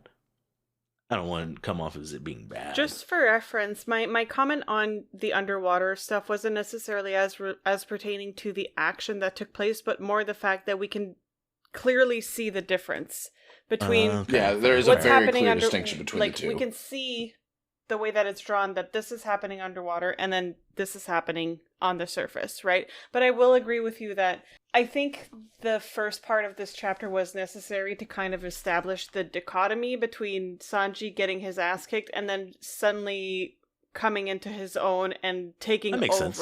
When he's out of the water. But beyond that, I didn't care for it as much as I did for some other parts of this volume. Yeah. Perpetual fish in water, fish out of water. Right. Yeah, exactly. I thought the Zoro fight was more compelling. I think what we'll see soon. I thought the Usopp fight was even more compelling in some ways, just because it was really interesting. And yeah, that's really all I had to say. Love the second half. Love watching Sanji beat some ass. So yeah, Dylan, 87. Just the Kobe just sitting there, kind of studying up, hanging out in the barracks. Helmeppo with his panda beanie. And I just thought the opening panel, just a perpetually chill Hawaiian shirt guy who's just chilling on some broken rocks, as they do. And just the action you see, and just the kabloosh. And then it shows Arlong. Arlong looks pissed, and then you see the Kurobi out a hole in the wall. Reminds you of the show Hole in the Wall. It's just this perfectly shaped Kurobi one where he got decimated. And Arlong, don't look too happy. Kurobi, Hachi, like I said, insignificant small fry. Looks like we're the winners of this game. Damn. Yeah, I noted that Damn. too. Like, shit. And then we see finally Seems like they're kind of getting... Luffy looks like he's about to the point. Because they got him to cough up a bunch of water. Can't tell if he's breathing yet. But then you have them talking. And it's like, nobody's been killed yet. In fact, I was afraid to believe it until now. I could still hardly believe it. But I feel a rising sense of hope about this battle. And then it cuts to Usopp face down, bleeding. Yeah. And then Grossy McGross. Smack, you gave me a hard chase. Ew. Ew. And then it's instantly like, guess I'll head back. They should be, my homie should be done too. And fucking Usopp's like, oh, good thing I used my ketchup. He doesn't even suspect it. I'm still alive. This is just ketchup. It's like, oh my god, oldest trick in the book. Using ketchup to fake blood. Not even good, like, fake blood. And then he's sitting there. I love this, like, development he has. Because this is, like, to me, this is a humongous development moment for him. He's sitting there, he's like, oh, that's what I'll do. I'll just like rub dirt all over myself. Like, oh man, it was like going over the story he's gonna have. Like, oh, I fought so hard, I tried, sorry guys. Like, oh, look how beat up I got. And it cuts through, we're a team, aren't we? I prefer death to defeat. But hey, compared to a bunch of woman-hating crap pirates, he's not so bad. It's business, I had no choice. And it's just him seeing all these examples of people being like, I'm not gonna back down, I'm gonna keep fighting. And he realizes, it's like, man, how dare I? How can I call myself one of the Straw Hats if I'm willing to do this? Yeah. No. Hold it right there, fish guy. He turns around and Minster starts flinching again, but it's like, he's like, no, I have to fight. If I'm going to be a part of this crew, I need to fight. The moment I decided to leave my village, I said goodbye to peace and security. Luffy and those guys live every day like there's no tomorrow. There we go. That's why they can laugh so hard. That's the reason I set out to sea in the first place, because I wanted to laugh with gusto like them. If I don't fight with everything I got, then I'm not worthy to sail on the same ship with those guys. How could I ever laugh with them again? Death blow. And just the art of it, just him pulling the slingshot back. Like, of all the characters, Usopp has got one of the most expressive faces. And you can see every little bit of emotion in it every time he's I would say second to Zoro. He gets some of the best, like, art scenes out of the Luffy Straw Hat. Yeah, and like I say, based on this, when he lets go of that rubber band, it is going to break his nose.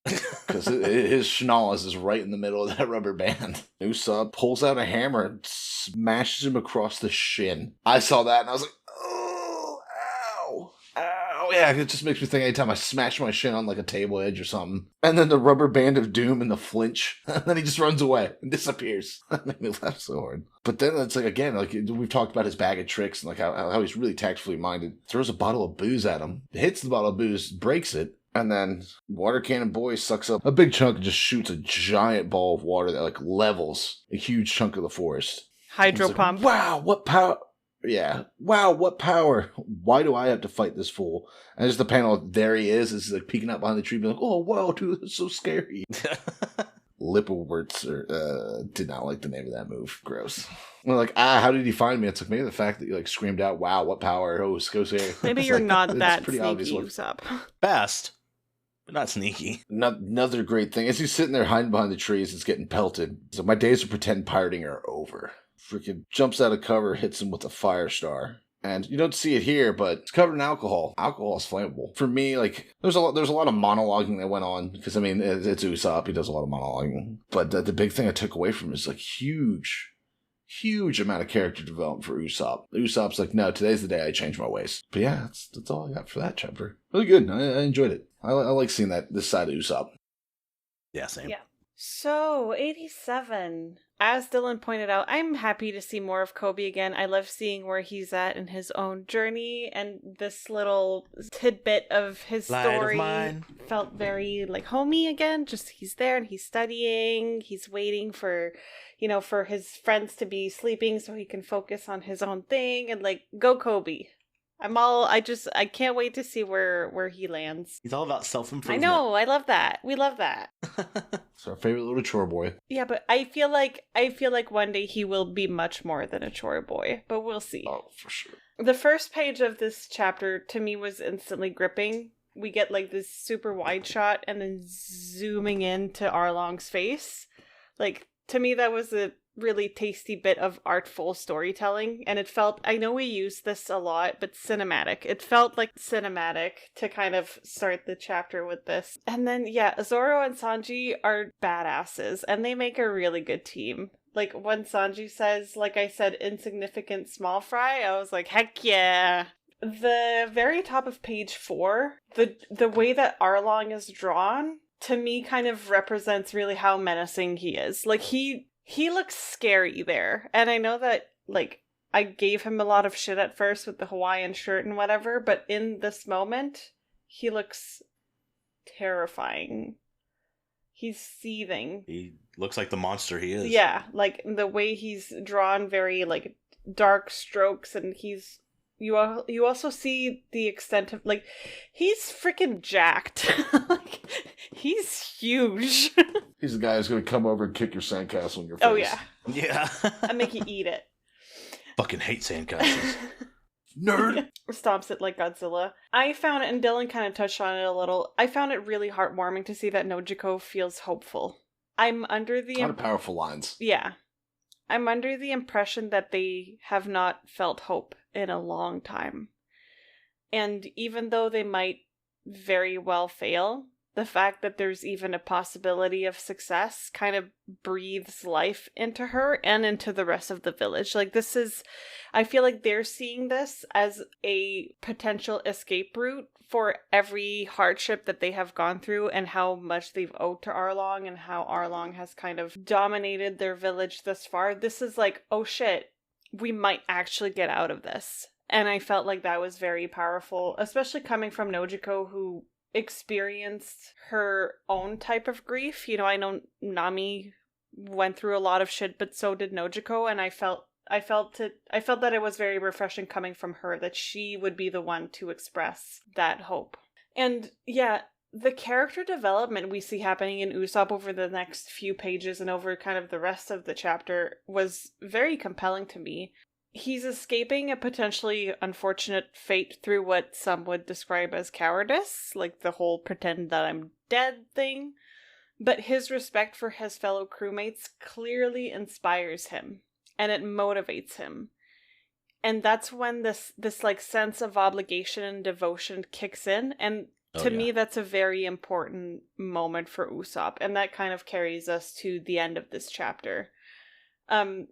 I really liked the bottom panel of page 11, I think. When you see him, you see the shot of Usopp's face with his teeth gritted through the hole of his slingshot. I thought that was great. And that's throughout his like inner monologue, talking about like, I'm not worthy to sail on the same ship and how could I ever laugh with them again.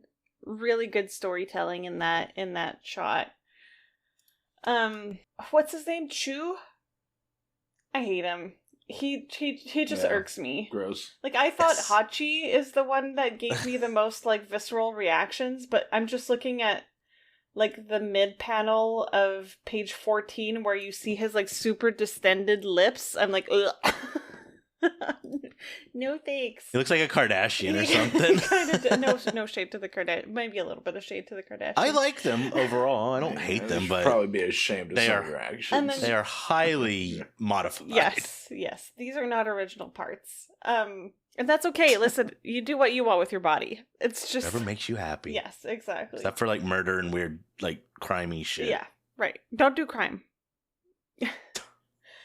Also, just the name of the attack, Lippo Cannon. What did you say, Dylan? He said Nothing. do crime. No, don't do it, please. Yeah, the name of the attack, Lippo Cannon. I was like, ugh. I didn't like. I was like, no thanks. I don't want it. As much as I like some attack names, like all of Sanji's attack names, choose for some reason. I don't know. It's all too lippy for me. Then I hit him with the sloppy jalopy 3000. It's like I could hear him. I could hear him like slurping right beside my face, and I don't want it. Just all of his tags make me think of a Grapefruit Your Man audio. Oh no. Oh god, stop. Anyway, cut that out. But so, and Dylan pointed it out, page 18, when Usopp says, "My easy days of pretend pirating are over." To me, that's what I've been looking for from Usopp. That's what I wanted. That's what I was hoping.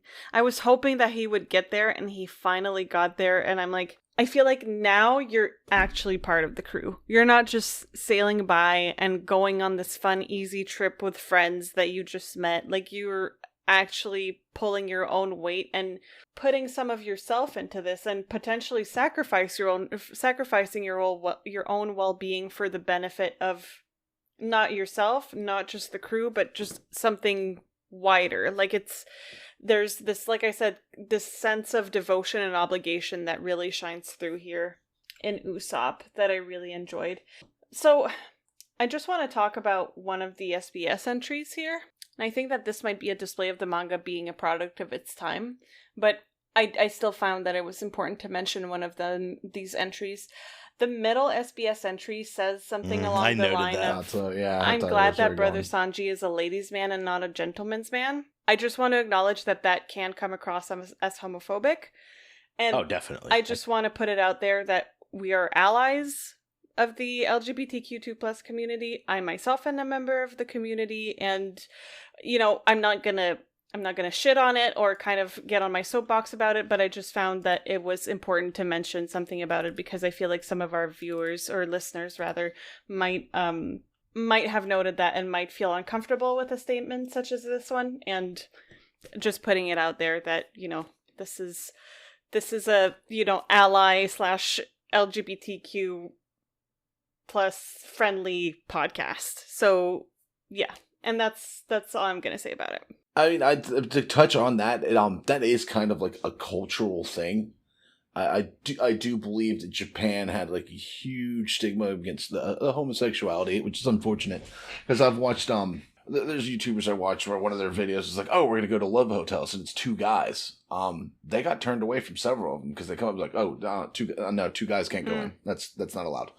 Even though they took them a while to get around to it, Japan has passed laws since then to be like, you cannot discriminate anyone upon sexual orientation. That's not something you're allowed to do. But I mean, you know, just like everywhere in the world, there's still those ignorant people stuck in their ways. I think we've come a long way since this volume came out. But also, as we will see, One Piece does have representation as it goes forward. You guys will see that. And that's all I'm going to say on that without giving too much away. I also think Oda didn't really go into it much. He's like, nope. He just gave it a really short, curt answer. Yeah, he just said indeed. Too much. That's it. I feel like he didn't really entertain the thought more than that. I'm not sure why it was included in the SBS, but again, I don't want to linger on it too much in that we don't know. I think we've nailed it. Yeah. So I think, Michael, you're wrapping up 87. Yeah. I also noted that there was a great opening panel with the Arlong zoom in. I'm glad we're all of like mind on that. First bad guy you see, and you're like, that's the bad guy. Yeah, the Arlong panel where he's all menacing that you noted. I think if you look at it, he does look a little bit flustered. Like, I think that is the stance and face of a man who has not been challenged in such a way in some time, you know, years probably. At least maybe that's what I get out of it. I just see some frustration, I think. And I thought that was interesting. I thought it was a really well drawn panel. And then what can I say about the Usopp saga that we haven't said already? I mean, I think that this was up there with Zoro's.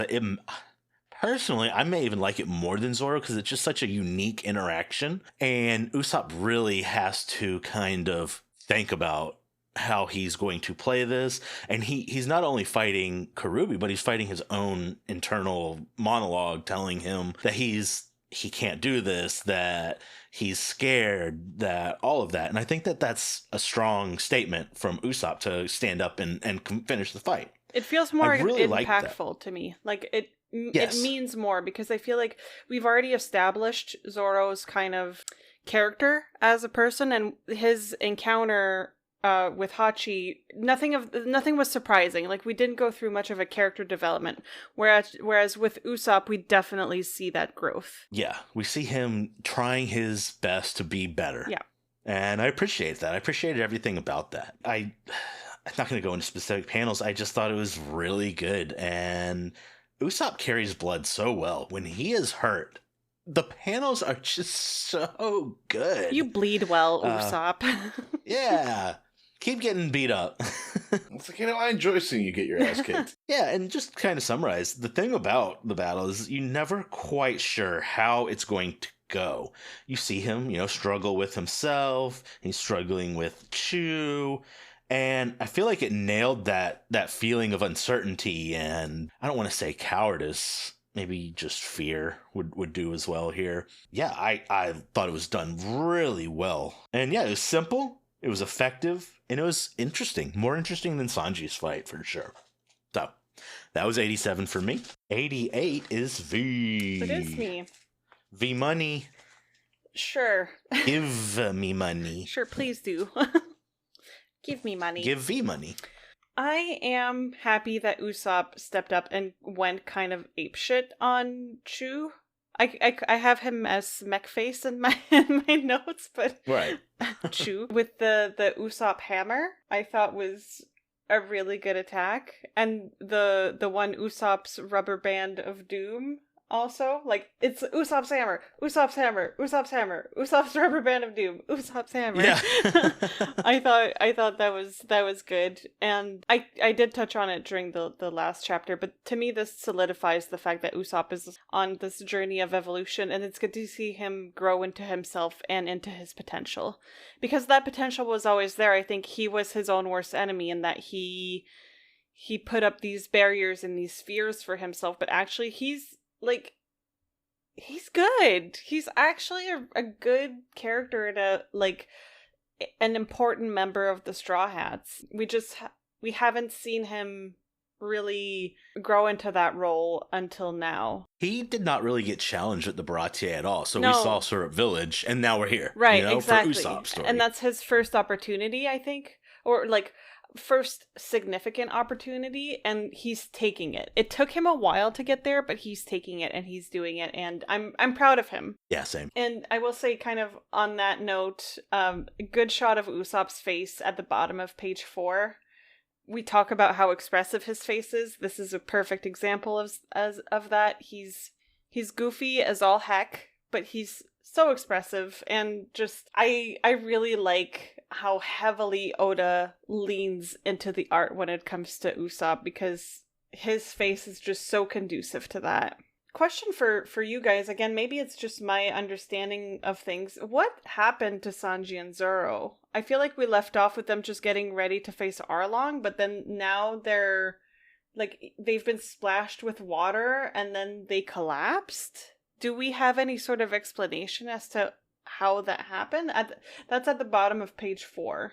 My understanding is it's just that Arlong's able to propel the water with such force that it's like pretty much like when he throws the water. I was wondering, is it like poison or something? Washer. Or no, I think he's just like, you've seen how strong the fishmen are. You've seen how Chu can projectiles spit. I think Arlong just got big arms, and that water is like being hit with a pressure washer times 10. Right. Okay. That and also there's like some battle damage that they've built up already. here. Yeah. They're not at the top of their game. Like fresh. they're suffering, obviously. Okay. Yeah. I wasn't too sure what had happened. The bottom of page 7 to me is very tense, and I feel like I love that choice in storytelling and in art. Like, the tension is palpable. They need Luffy at this point. And all of this could fall apart. There's not much left, yeah. You're right. All of this could fall apart at any second. And I feel like just these last few panels of page 7 really express that really well. Like, they need something to happen now. And something is gonna happen. Frickin' Nami. Nami showing up, page 10, that look of calm determination in her eyes at the bottom of page 10 as she says, "I've come to kill you." Yes, queen. Yes, queen. Let's go off, Nami. I was all about that. She's processed her emotions and everything that happened thus far, and now she's like, I am doing this and nothing is going to stop me. And I feel like she's bolstered and encouraged by the support that she's getting from the rest of the crew, by the village, and this is the time. This is the time for them to shine and to overtake this and to get this villain down on his fucking knees. And I know I went on a little bit of like a ragey tangent at the end of last episode when I was like, I can't wait to see Arlong's blood splattered all over Arlong Park. And I feel like Nami is feeling that same thing. Like, she's ready. Yeah. And then kind of following that, the bottom of page 11 came across as very powerful to me also. In Nami's mind, her being a slave to Arlong forever is a worse fate than death. And I feel like that comes across so well in her expression in the very corner of page 11. She does not want this. She would honestly rather die than have to submit herself to Arlong for any longer that she already has, especially, you know, knowing everything we know thus far and with the betrayal, with Arlong having betrayed her. She's done. She's done. No more Mrs. Nice Girl. You're like done. she's ready. She's absolutely ready. And then we have just a great moment there at page 13 where Arlong asks Nami, "Are you my shipmate or theirs?" I already had an idea of what Nami was going to answer, but I did spend a little bit of time reflecting on the dilemma that Arlong imposed on her. It's a good example of the trolley problem, in that he's saying that basically either she stays and he's not going to kill anyone else, or she leaves and he's going to do everything he can in his power to annihilate every single villager. It's a pretty powerful moment, especially coming from someone that has already taken so much from Nami, right?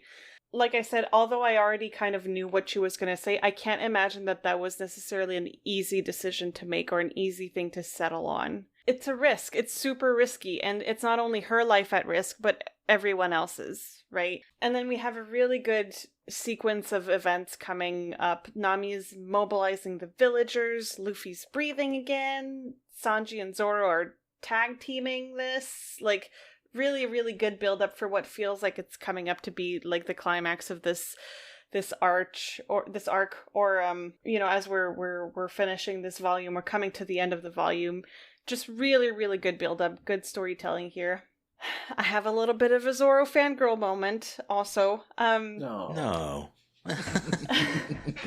He's able to admit to himself that he will not be able to last more than 30 seconds, but he's also confident that he can get a lot done during that time. Like, he's self-aware, and I love a self-aware king. Know your worth, King. Yes, exactly. And he is worthy.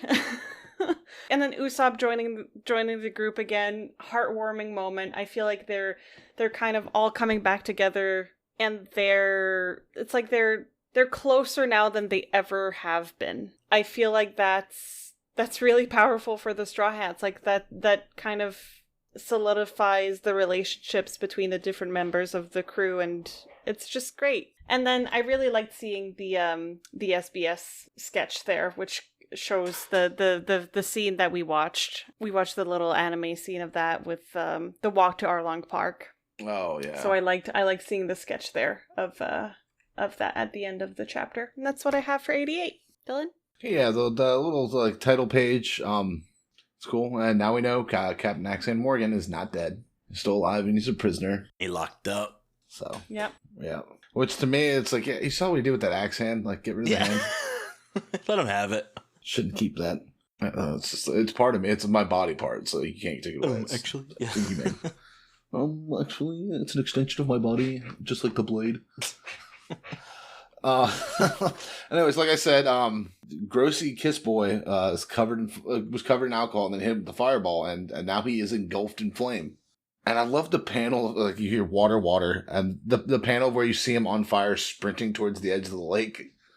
And just the way it's drawn is hilarious. I love that. And then Usopp it's kind of like, to me, it was kind of brutal. Like the fact that they cut away, which I think it's like, yeah, you kind of do need to cut away, because what I'm taking away from it is he's just bashing this dude's head in with a fucking hammer. Oh, yeah. And it's like, ooh. It's like, I know it's not the case. And then he cuts back. It's just like, oh, it's just got a bunch of bumps on his head. It's like, in real life, if he wouldn't have bumps on his head would be caved. He might be dead. Let's not assume he's alive. Yeah. And then I love it. Just It's just the realization, even I can win if I try. Did you see that? Darn it. Don't ever underestimate me. And I don't think he's not saying that to anyone. He's saying it to himself. Mhm. Right. It's a moment. It's like, you know what? Yeah, I can. I am capable of great things. He was I his just need own to worst actually- enemy, and now he's realizing how much he can actually accomplish. Good scene of Arlong standing there menacingly. And then the water attack's pretty cool. And like Sanji's whole thing, it's like, man, it's like a shotgun blast. So dude can throw water real fast. So watch out if he wants to get in a splash fight in the pool, don't do it. You're putting your life at risk. It's not going to be fun. Mom, he splashed me. You have like Like if Half like of your yeah, face flesh is is hanging off your mommy splash. It's like Gus Fring after the bomb.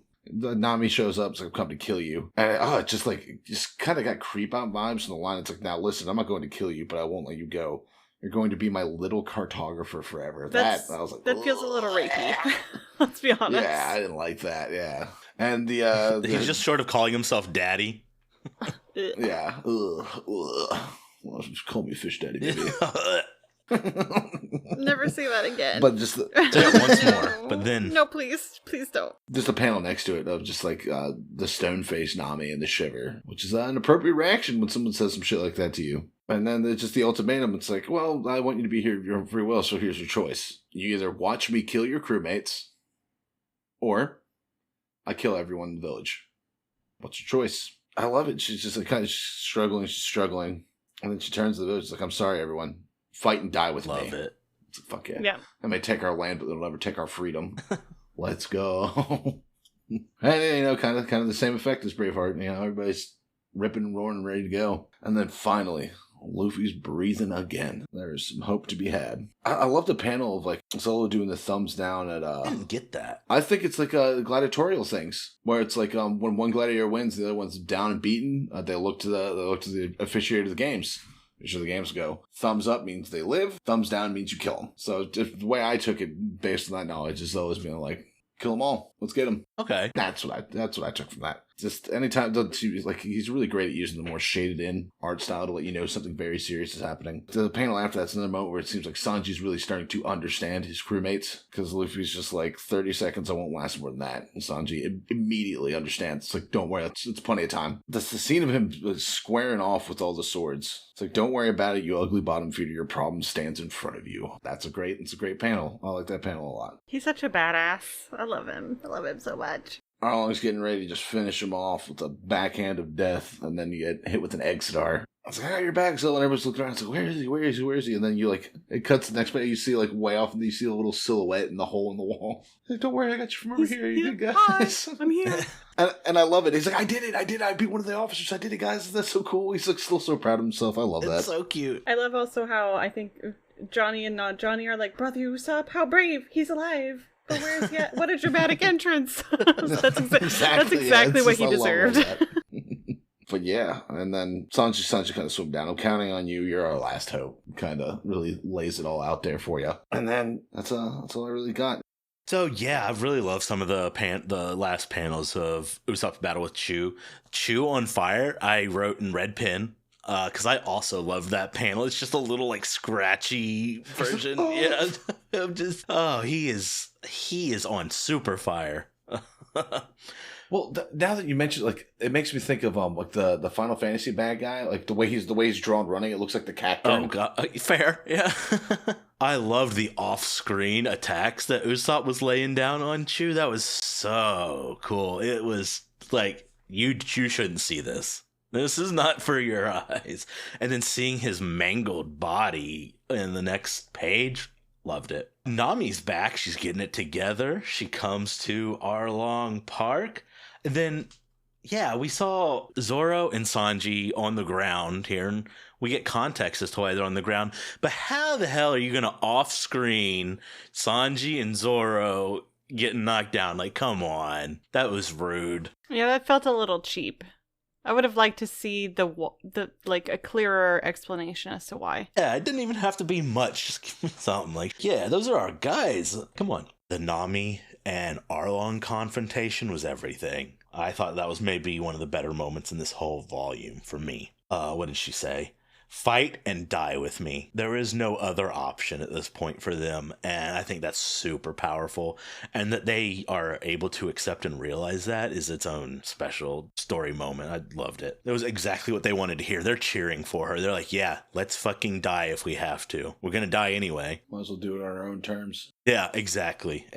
Zoro, don't worry about it. Oh, hold on. Let me find it so I can say it exactly.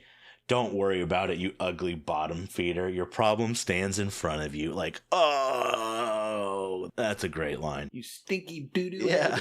And then Usopp through the hole in the wall. I'm not sure how much of an effect he really had. Maybe he slowed Arlong down by a second. But the fact that he's there and he's ready it's important. And he is part of the crew. Maybe he should have used different ammo. Maybe the egg. Like, if he has a firebomb left. Do that.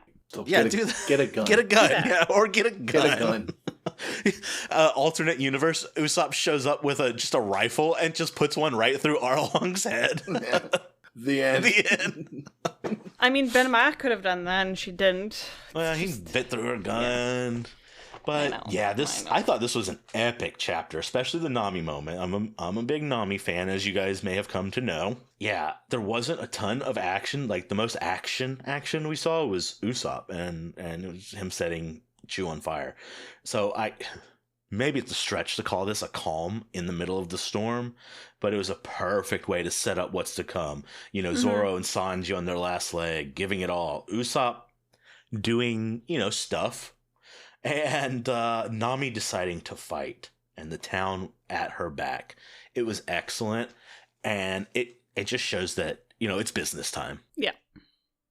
It's business time. Business. It's business time. Which brings us to 89, which is Dylan. More the Kobe Chronicles. The Kobe Chronicles. I love that. Yeah. He's cleaning the blades, and then I guess how Meppo is painting the cannonballs. I don't really understand. No, I think he's that, like polishing them. I don't know what good that would do. It's kind of like it's a cannonball. Yeah. I mean, it's smooth bore. They're not rifled. It doesn't really matter. So thanks, Dylan, for that insight. And him being like, "You're gonna kill my dad." It's like, yeah, your dad's a fucking monster. Yeah. Maybe your dad shouldn't have been a fucking psycho. Yeah. I feel like Kobe would be like, "Yeah, man, that sucks." But what he really should have said is, "Yeah, fuck your dad, dude." Yeah. TBH. It's like, yeah, they're gonna kill him. He's a piece of shit. Like, right? What? They probably should kill you too. You met your dad, right? I mean, I agree. Or at least a jail sentence. I mean, you kind of were an accomplice to his crimes. Kind of a dick. Nepotism. Yeah. And your haircut's fucking stupid, ugly. I love just like Usopp's little thing. It's like, I gotta stop Arlong from going after Sanji. Hey, Arlong, over here. All distracted, but yeah, good job, dude. You did it. Usopp's rubber band of doom. I love the panel of like you just see the rubber band coming out of the hole and going like 2 feet. I do not. It's just like the little flink. Oh, I completely it's right under the missed that. I just love that. It's like, and I was like, what are you trying to do? I literally wrote in my notes, I have no idea what's going on with the rubber band. Thank you, Dylan, for providing some much needed perspective. And I love how he does it. It's like, all right, now so get him. It's like, what? You're not doing anything useful. And I'll shatter that nose you're so proud of. I mean, he catches him on it, but unfortunately, it's a strong nose. The reason he's so proud of this nose is it can't be shattered. That's kind of a stupid line, but all right, whatever. You're a psychopath. And then Hachi's backing at it. And it's hilarious because Hachi's sitting there like shaking and flinching. And it's like, wait, what? I thought the rubber band was coming at me. It's like, God. You're Arlong's Usopp. That's who you are.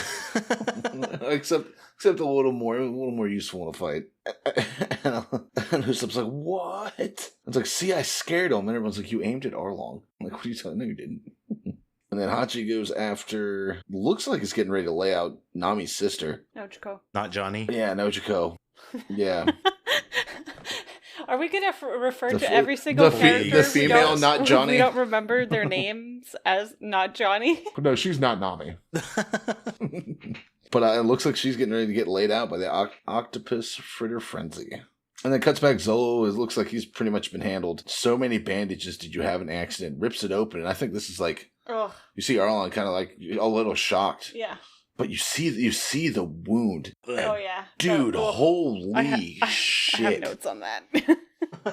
That is right. Dude looks like fucking Frankenstein's monster. Yeah. It's like literally looks like his two pieces were stitched back together, and that is rough. And like everyone's kind of just like, oh shit. And this is kind of like Arlong being like, I think like he doesn't say it, but I think in the back of his mind is like, geez, how is he still alive? Man, it's like, dude, if he was at 100%, what could he actually do to me? And then you just get the glare from Zolo, just staring him down. It's like those are the eyes of a dying man. And I think it's Arlong has a bit of respect because he's like, I better finish him off right now. Like I can't let him stick around because I don't know what he's gonna pull off. And then I love it. Zolo starts laughing. It's like, lying still would have kept some of the wounds from opening up.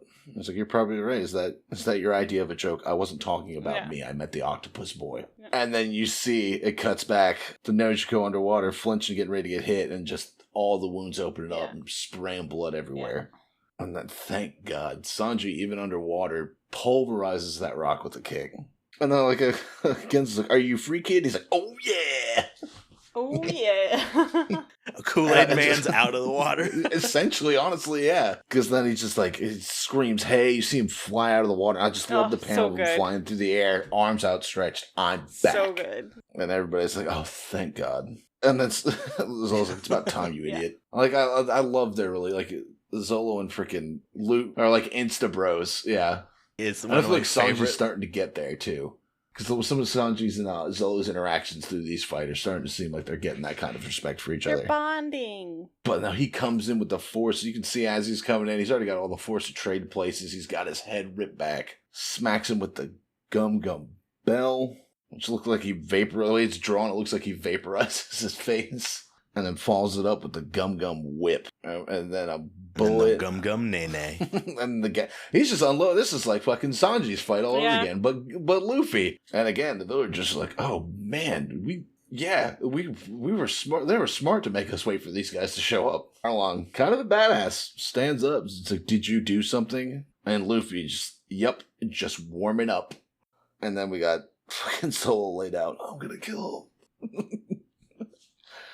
Oh, God. That's all I got. Beep. So, chapter 89. We're just kind of continuing the action that has already started. There's the top of page 3 kind of made me chuckle.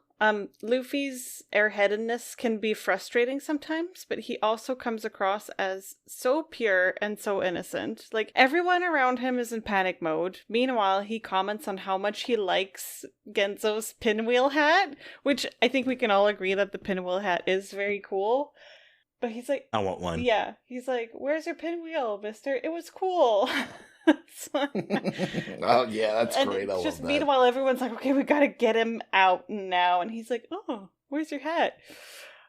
Also, I just want to give a bit of a shout out to Nojiko. She's stepping up to help while Sanji tries to get Luffy free. Like, she's kind of fearless, and I feel like that's maybe a testament to how herself and Nami were raised by Ben Maya to not be afraid of confrontation and to stand up for themselves and for what they believe in.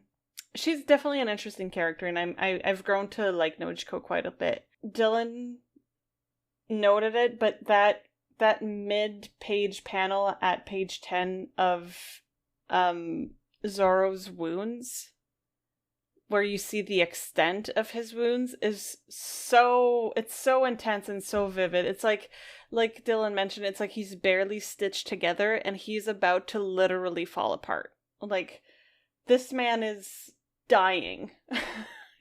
But yet his attitude, he does not flinch.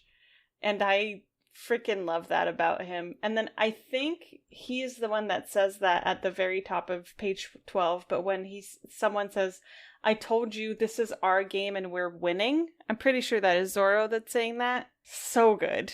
I think he's, considering his self-awareness, he's very aware that he's hurting and that his body can only tolerate so much, but he's still deeply confident in him and the crew's and the villagers' ability to rise above and to confront that evil that has been plaguing the village. And he wants to make that happen despite, his extensive injuries. And that was a big dick energy moment, honestly. And then we get that amazing panel at page 14, Luffy's back, baby. And just in time to, really dynamic panels here.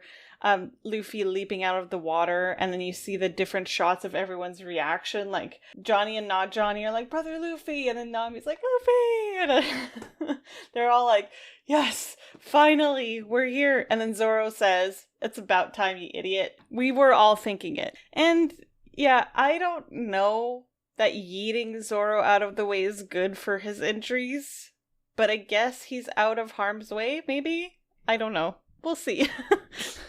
I don't know that this was a big brain move. I feel like Zoro would have needed to be gently picked up and transported away, hopefully to a hospital on a gurney, and not just swung all the way over yonder. And overall, I just get the feeling, just with all the action that unfolds in the last couple of pages, that Luffy was just itching for that fight, and now he could finally participate, and he's just so fucking ready. And that's when we see him kind of unleash his wide array of attacks on Arlong, and like, he wants it, and everyone's so there for it, and he's like, yeah, just warming up. And that was honestly a great way to end this chapter. Didn't have much more than that as far as notes go. It's like we're getting there. We're finally getting there. Now that Luffy's out, we can get this bitch done. So yeah, that's what I had for 89. Michael? Yeah, I also loved "Where's your pinwheel, mister?" I know. It was Don't worry about it. Yeah, that was great. Please don't. That's not important It was right cool. now. Okay, so Arlong says not only do people with devil fruit powers lose them underwater. So he says that, but The neck was stretched out. His right? neck was stretched, and I just want you guys to remember that forever. Okay. That's all. Okay. Well, plus to lose the will to live, like the whole time he was trying to hold his breath in to last as long as he could. I mean, there was I will say that part makes a little bit more sense. Again, remember the first part, because there's some stuff that will come up later that's you might want to remember that for. But there was a certain part where they were like, "Are you doing?" It's been a couple of chapters now. I'm not going to flip back to it, but he was just like, "Whatever." They were like trying to get him to fight to loosen himself, and he was he's just like, "No, I can't do it. I'm too weak or something." Yeah, he refers to that at some point. That's true. I did note that.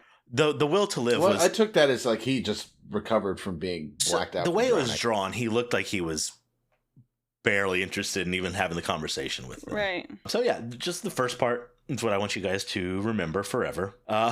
There's a scene or a panel where Usopp's climbing over the fence. Like, Usopp, you do your best work from that little hole. Maybe don't climb over the fence. And stay in cover. Yeah, stay in cover. Treat this like it. You're a ranged guy. Stay in cover. The Zoro versus Arlong interaction. Agree. Badass. Zoro stays cheeky even in one of his most dire moments. Loved Luffy yelling, "Oh yeah!" All I got was Nacho Man Dylan Savage. Yeah.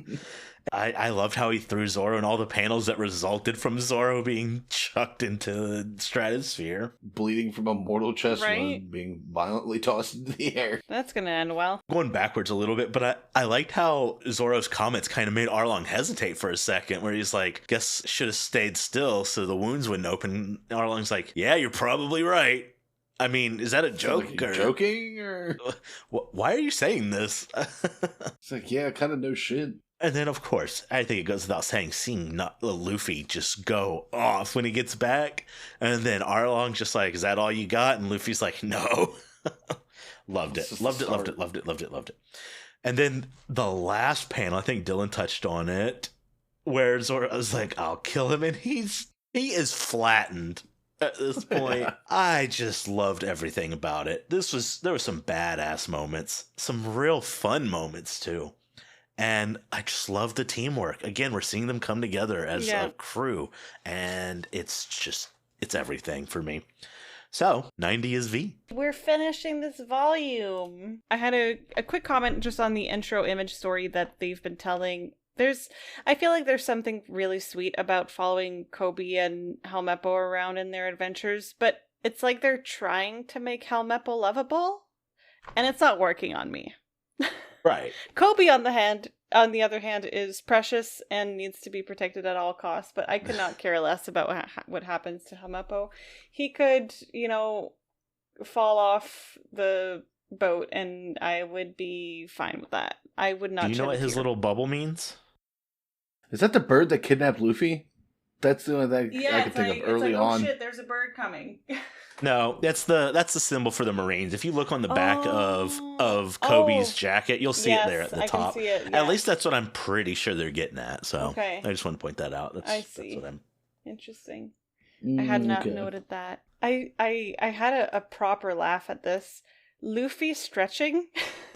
Like, okay, you need to be nice and limber before you beat the shit out of someone, but does he really need it? The rubber man? Needing to stretch? He's made of rubber. He doesn't need to stretch. He is Stretch. He literally is Stretch, and I just thought that kind of set me. I was like, really, Luffy? This might come more out of reflex than actual necessity. I don't think he needs to stretch. He's stretchy enough already. And then on the next page, I'm not a smoker myself, but I kind of felt for Sanji when he's trying to light a wet cigarette with an equally wet match. I bet he could have used that cigarette in that moment, and he's gonna have to let them dry out. Poor guy. And then we get a kind of a scene where Arlong asks Luffy, do you know the difference between you and me? And then Luffy just starts stating all of the differences between himself and Arlong. My question to you guys is, do you think that he's being serious, or is he being facetious in the way that he lists out those differences? I think he's being serious. I also think that he's being serious. I think that he took the question as a challenge. Yeah. And it's funny that Johnny and Yosuke are like, is he joking? And they're like, no, I think he's serious. Right, and that had me wondering, and I think he's actually given some thought to those differences. I'm thinking, yeah, one of those is going to be the one that he's talking about, obviously. It's like, yeah, you're kind of weird, man. Yeah. Are web toes? Is that it? Is that what you're referring to? Anyway, I thought that was funny. And again, I get why Johnny and not Johnny are like, is he being serious? Because I asked myself that same question. Clearly, Arlong is a little bit of a bitey boy, and that's potentially bad news for Luffy because we know that he's not impervious to puncture wounds.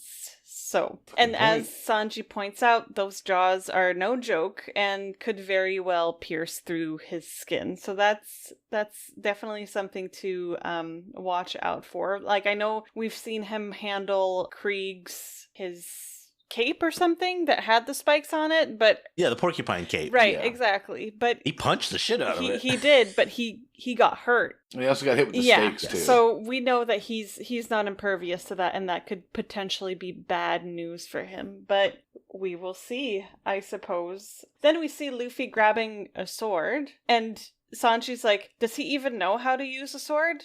Great question. I literally shook my head when he grabbed the sword. Let's see how it plays out, because I don't have very high hopes.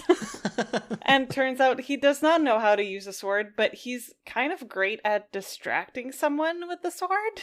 You guys might remember that last episode I was complaining about my own chipped tooth situation, and then we see at the bottom of page dental 12, trauma. Yeah, at the bottom of page 12, we see Arlong basically losing his whole set of teeth, and just the way it's drawn, you can see how jagged the edges are, and it's like, ugh. You need a new set. Oh yeah, completely shattered. But, as we know, they grow back.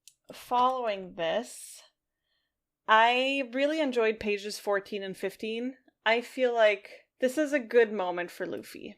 Luffy is being very honest with himself. He's very aware of how much he needs his crew. He says, I can't cook, I can't tell lies, I don't know how to navigate. And I know I can't... Kind of fucked up that all Usopp got was, I can't tell lies. lies. Yeah, he's like, hey. I know I can't live without help from a lot of other people. So he knows how much he relies on the others, but he's also confident in his own ability. And that's honestly a little bit inspiring when he's like, I know I can beat you. And Yeah. I did not think that Luffy could inspire me like that. But here we are. I was inspired by Monkey D. Luffy. Yeah, and it's an important message, you know? Everybody's good at something different. Exactly. And it's important. It's an important message also in the sense that you need other people in your life to, you know, live your life to the fullest. You can't just rely on yourself constantly. I know a lot of people try to do that, but it's okay to lean on other people because everyone has their different strengths, different weaknesses, and that's okay. And that's why we build relationships and have friends and all of that, you know? I couldn't do editing. Michael can. You know? I can't be the star of the show. Dylan and V can. Oh, you're so sweet. But yeah, it was honestly inspiring and kind of unexpected coming from Luffy. But I did like that. And then I really enjoyed the middle page series of panels where you see Sanji, Zoro, and Usopp. Sanjo and Kazooie. I'd play it. I loved Banjo and Kazooie. Anyway, yeah, at middle of page 16, when you see Usopp, Zoro, and Sanji, his crew is there to support and encourage him. Every one of them in their own way. You know, Sanji's like, get him, Crab Kid. If you die, I'll kill you. And Usopp being like, I got your back. It's just very, very appropriate for those characters. Homies uplifting homies. I know, we love that. Also, I gotta say, Arlong tearing his teeth out twice and then growing them back is pretty fucking metal. That is terrifying. That is the Perfect stuff of way to nightmares. describe that, V. Yeah, it's metal. It's pretty fucking metal. Start hearing Death Clock playing in the background. And then he uses them as like claws / brass knuckles. What? And I know I've mentioned this in a previous episode and I can't remember which, but I like seeing the different character concepts and the extent at which every character has their own thing that they can do, and it makes me excited to see what comes next with what the other villains are able to do. And I feel like at this point we have a pretty clear picture of how much of a badass Arlong is in his own way. On the very final page, Luffy kind of uses someone as a decoy for that bite. Like, that bite would have hurt. I mean, that bite did hurt. It just didn't hurt Luffy. Yeah. But that was a pretty clever strategy there on Luffy's part to kind of be like, I'm gonna do this and get someone else to take the hit instead of me. And yeah, we're just ramping up for the final showdown at this point. I do wonder what Luffy has in mind when he says, I just thought of something fun. I'm like, oh, what is it? Luffy's fun's usually pretty destructive. Oh yeah, or stupid. He has this shit-eating grin on his face, and it's like, oh, this guy has a trick up his sleeve. And I guess we will find out more during volume 11. 11! Yeah, but Dylan? I am kind of curious. I'm hoping they keep up the title art. Like, keep doing the Kobe Chronicles, because I want to see what I want to know what comes next. And spoiler alert, they do all kinds of different title stories. So yes, you will see more cover stories. Okay. Yes. Because I'm just excited to see what the next part of this one is. They are canon. I don't know if that was ever in question, but I just felt the need to say it. But I love, like, as Luffy's stretching the onomatopoeia of woing woing. It's just like getting like slinky and just like yoing yoing yoing. Yeah. Because he's super stretchy and doesn't actually need to stretch. Yeah. And then just seeing in the background the Kurobi shaped hole in the wall. Mm. It was love that. So silly. It's still there. Mm-hmm. Yeah, love that. And I love that the stakes are laid out there with Sanji and them. Just, again, throwing the wet cigarette. I'm like, God damn it, I've been there. The one thing you want is that dragon. You just can't get it. And it's just like, you know what? Shit. If Luffy loses, we're all dead. That would be the end of the East Blue. So that was some heavy stakes.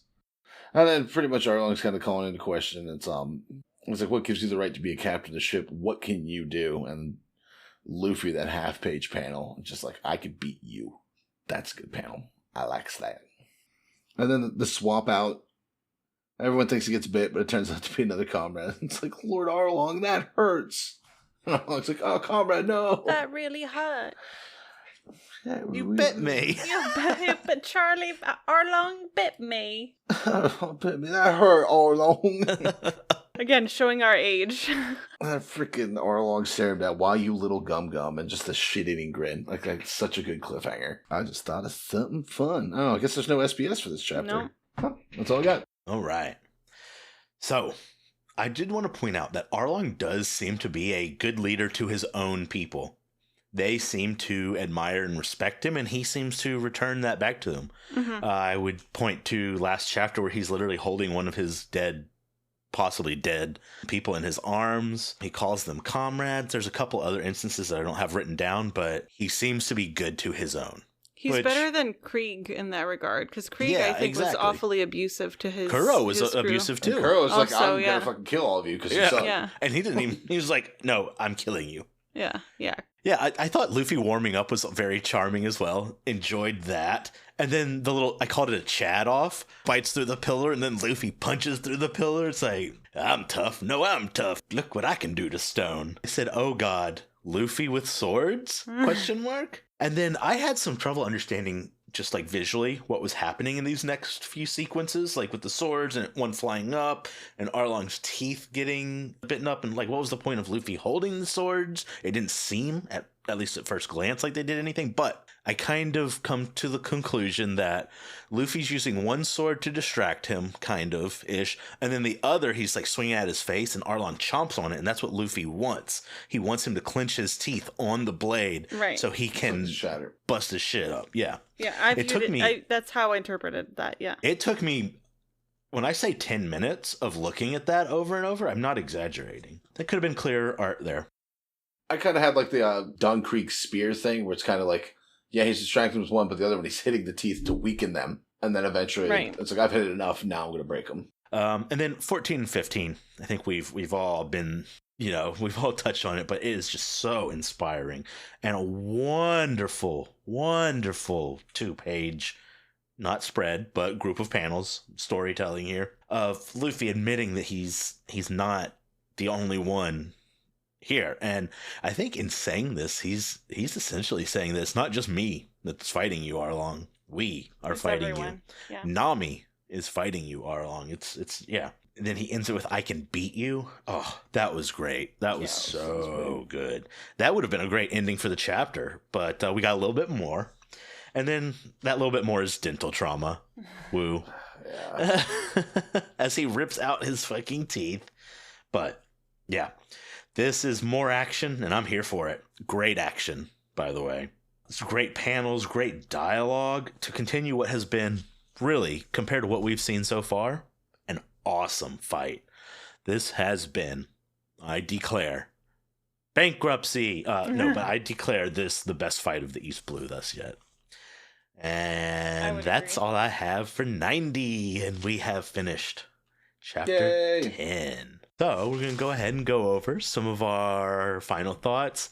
I will go first, V second, Dylan, wrap things up. Volume 10 has had almost non-stop action. The only place it fell a little flat for me, and even maybe, I don't even know if it fell flat, maybe I'm just like trying to nitpick here, was the Sanji fight, particularly the underwater portion of it. Kurobi may also be partially to blame for that. Maybe it's not just the setting. Maybe I just don't care about Kurobi. Like, he is the least memorable. Kind of bland. Yeah, he's the least memorable. I think he's fine as just some character, but at least Hachi and Chu gave visceral reactions, Like, when you see them, you remember what you've just seen. And I thought they also had some interesting moments to go along with their design. It is nice seeing the crew continue to grow together and not just, hanging out, but in a high stakes environment. They're really being put to the test. The stress is, it's building them. It builds character. And yeah, Arlong continues to impress as a villain. I'm loving it. I have loved every second of this volume, and I look forward to our next volume, which, if I remember correctly, if my memory serves me, next volume is a treat on the, not in the same sense as volume 9 was, but different, but great. But yeah, V? Oh, so much happened in this volume. I feel like this is the confrontation that we were aching for, and we had some really good fights, we had some really good confrontations, we had some really good character development also. Like, shout out to Usopp. I gotta say, Usopp kind of shone in this volume, and I feel like he's a better character for it. I think we've established that the crew has bonded even more now with having to collaborate and come together to fight Arlong. I was kind of like, I expected it. I was kind of hoping for a little bit more of a like final conclusion type of volume, but I have a feeling that this is what's going to come in volume 11. So I'm definitely looking forward to that. I feel like after all the emotions that we got in volume 9, we were overdue for just some good old nitty gritty action, face pummeling. Like, we needed that. We needed that catharsis. We needed to kind of let off some steam and let ourselves be like hyped and like the adrenaline. We needed that adrenaline boost, and we definitely got it with this volume. I am very much looking forward to the next volume. I think, like I said, I have a feeling that this is going to be the conclusion of this arc, and I can't wait to see how they're going to do it. I can't wait to see how they're going to bring Arlong to his knees, because I want to see that hit, hit that does it. I can't wait to see that conclusion. I think it's going to be so good after everything we've been through. And honestly, I feel like this volume set it up perfectly. We sort of got the officers out of the way. I'm not sure to what extent Zoro's going to be able to contribute, because he's not doing too good. But yeah, I think needs a hospital. Yeah. I do have a feeling that Luffy is definitely going to step in as the captain. I have a feeling that this is going to be a Luffy moment. But I also get the feeling that it's going to be like all the villagers are also going to get their hands dirty. Like, I don't know. It's just they built it up to be that group effort, and it has been thus far. I'm just really eager to see how this is going to conclude. But overall, really good volume, action-packed. I will agree with what Michael said with regards to the underwater scene with Sanji and Kurobi being a little, I don't want to say lackluster, but it didn't hold the same value, or this, like, it didn't feel as important, or it didn't contribute as much to the story. He goes in the water and then comes right back out. Like, right. And like, the stakes felt very low. Like, I didn't feel any sort of, well, I didn't feel much engagement with that part of the fight. I liked it a lot more when they were out of the water. But yeah, those are my overall thoughts on volume 10. Just a lot of action, still a lot to find out, but the pieces are settling in nicely, and we're doing it. They're doing it. Dylan? The underwater thing, I feel like that was just more like a juxtaposition to like kind of show the power of the fishermen when they're in water. Yeah. But looking back on it, we had in the other volume, we saw them easily take out a Navy ship. Right. So was it necessary? Probably not as much. I thought it was kind of used like as like kind of like trying to show Sanji's level-headedness in a situation where he's not in a good spot when he's on his back foot. That aside, the Sanji, that was probably my favorite part of the whole volume, is just Sanji just being off. Like, all right, I'm out of the water. Let's go. And then just interrupting his monologue with a foot to the face, and then that was good. Beating him down. Just that panel of the shock in his face as the foot's flying right at him. It's just like, oh, dude. So that's what I was waiting for. Oh, but yeah, it's super action packed, and like V was, like you guys were saying, like, I can't wait to see the final blow that finally puts Arlong down and out. I cannot wait. Loved all the Kobe title card stuff. I knew you would. I knew we all would. Let me say that. I love that. I hope they keep it going forward, because now I'm curious, because they left that on a cliffhanger too. Yeah. And I'll say that this time the SBS didn't really. There wasn't much in them this time. Like, I know a lot of the other volumes, the SBS had a lot of cool, interesting things. Lame and at times controversial. Yeah. Well, yeah. The only one I really liked was the one with the sketch for the walk to Arlong Park. That was the only one I really took note of. Yeah. And the drawing. There was this one drawing. Yeah. Yeah. Those are cool. But yeah, a super solid volume. I love the action-packedness of it. And like we were saying, this is kind of like really solidifying the bond of the Straw Hats. That's like now they're anytime their backs up against the wall, they know they can rely on the people around them. Mm-hmm. Yeah, that's all I really got. All right. I'm going to go ahead and lift the embargo on Chapter 11, Read at Your Will. And if I may, I'm going to go ahead and put something out there, just based on observations. It would seem like, V, you really like character building, emotional character building. Dylan, you kind of seem more like an action and just like thug shit, for lack of a better term. Sure, okay. And I am here for world building. That's my favorite thing. It's just all the stuff around them. Would you see that as a fair assessment? Would any of you guys push back on any part of that? I agree. Not that you don't like it all. Not that you don't like it all. Yeah. I was gonna say it's like, yeah, I think like you've hit, it's like the moments we really key in on. Yes, very much so. But we also, everyone does also very much notice all the other stuff, like the character development. It wasn't my favorite part of this volume, but the character development of Usopp was fucking humongous.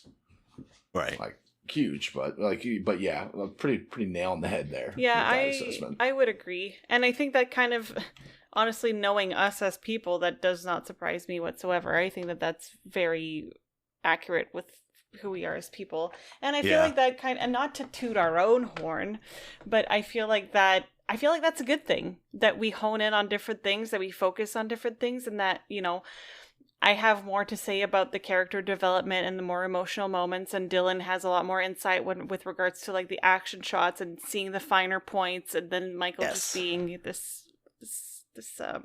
omniscient, godly figure and focusing on the world building. Stop! No, keep going. But no, tell me more. I think that's accurate. Yeah, I think so. Yeah. I love us. Me too. And I love our listeners. Me too. Thank you so much for listening, y'all. So, yeah, just to sum, I want to thank Dylan and V for joining me. I want to thank our listeners for listening. And I want to push our social medias. We want to hear from you. We love you. We don't even know you, and we love you. Just imagine if we heard from you, how much love would pour out of our hearts. And yeah, you can find us on Twitter or X, whatever, at PodPodFruit. Instagram, PodPodFruit. Same on YouTube, same on TikTok. Look at our shorts. They give you a preview of the coming episode, and they're highlighted with some cool shots from the chapter. At least I think I put them together. I feel like we're pretty funny too. Yeah, I might be biased. Yeah, and there's some funny moments. Yeah. I might start cutting in some more emotional moments, but yeah, we just love engagement, and we love doing this. And we would love to hear what you have to say about what we got going on. So check us out on social. And as for now, bon voyage. Bon voyage. Ciao, Bella.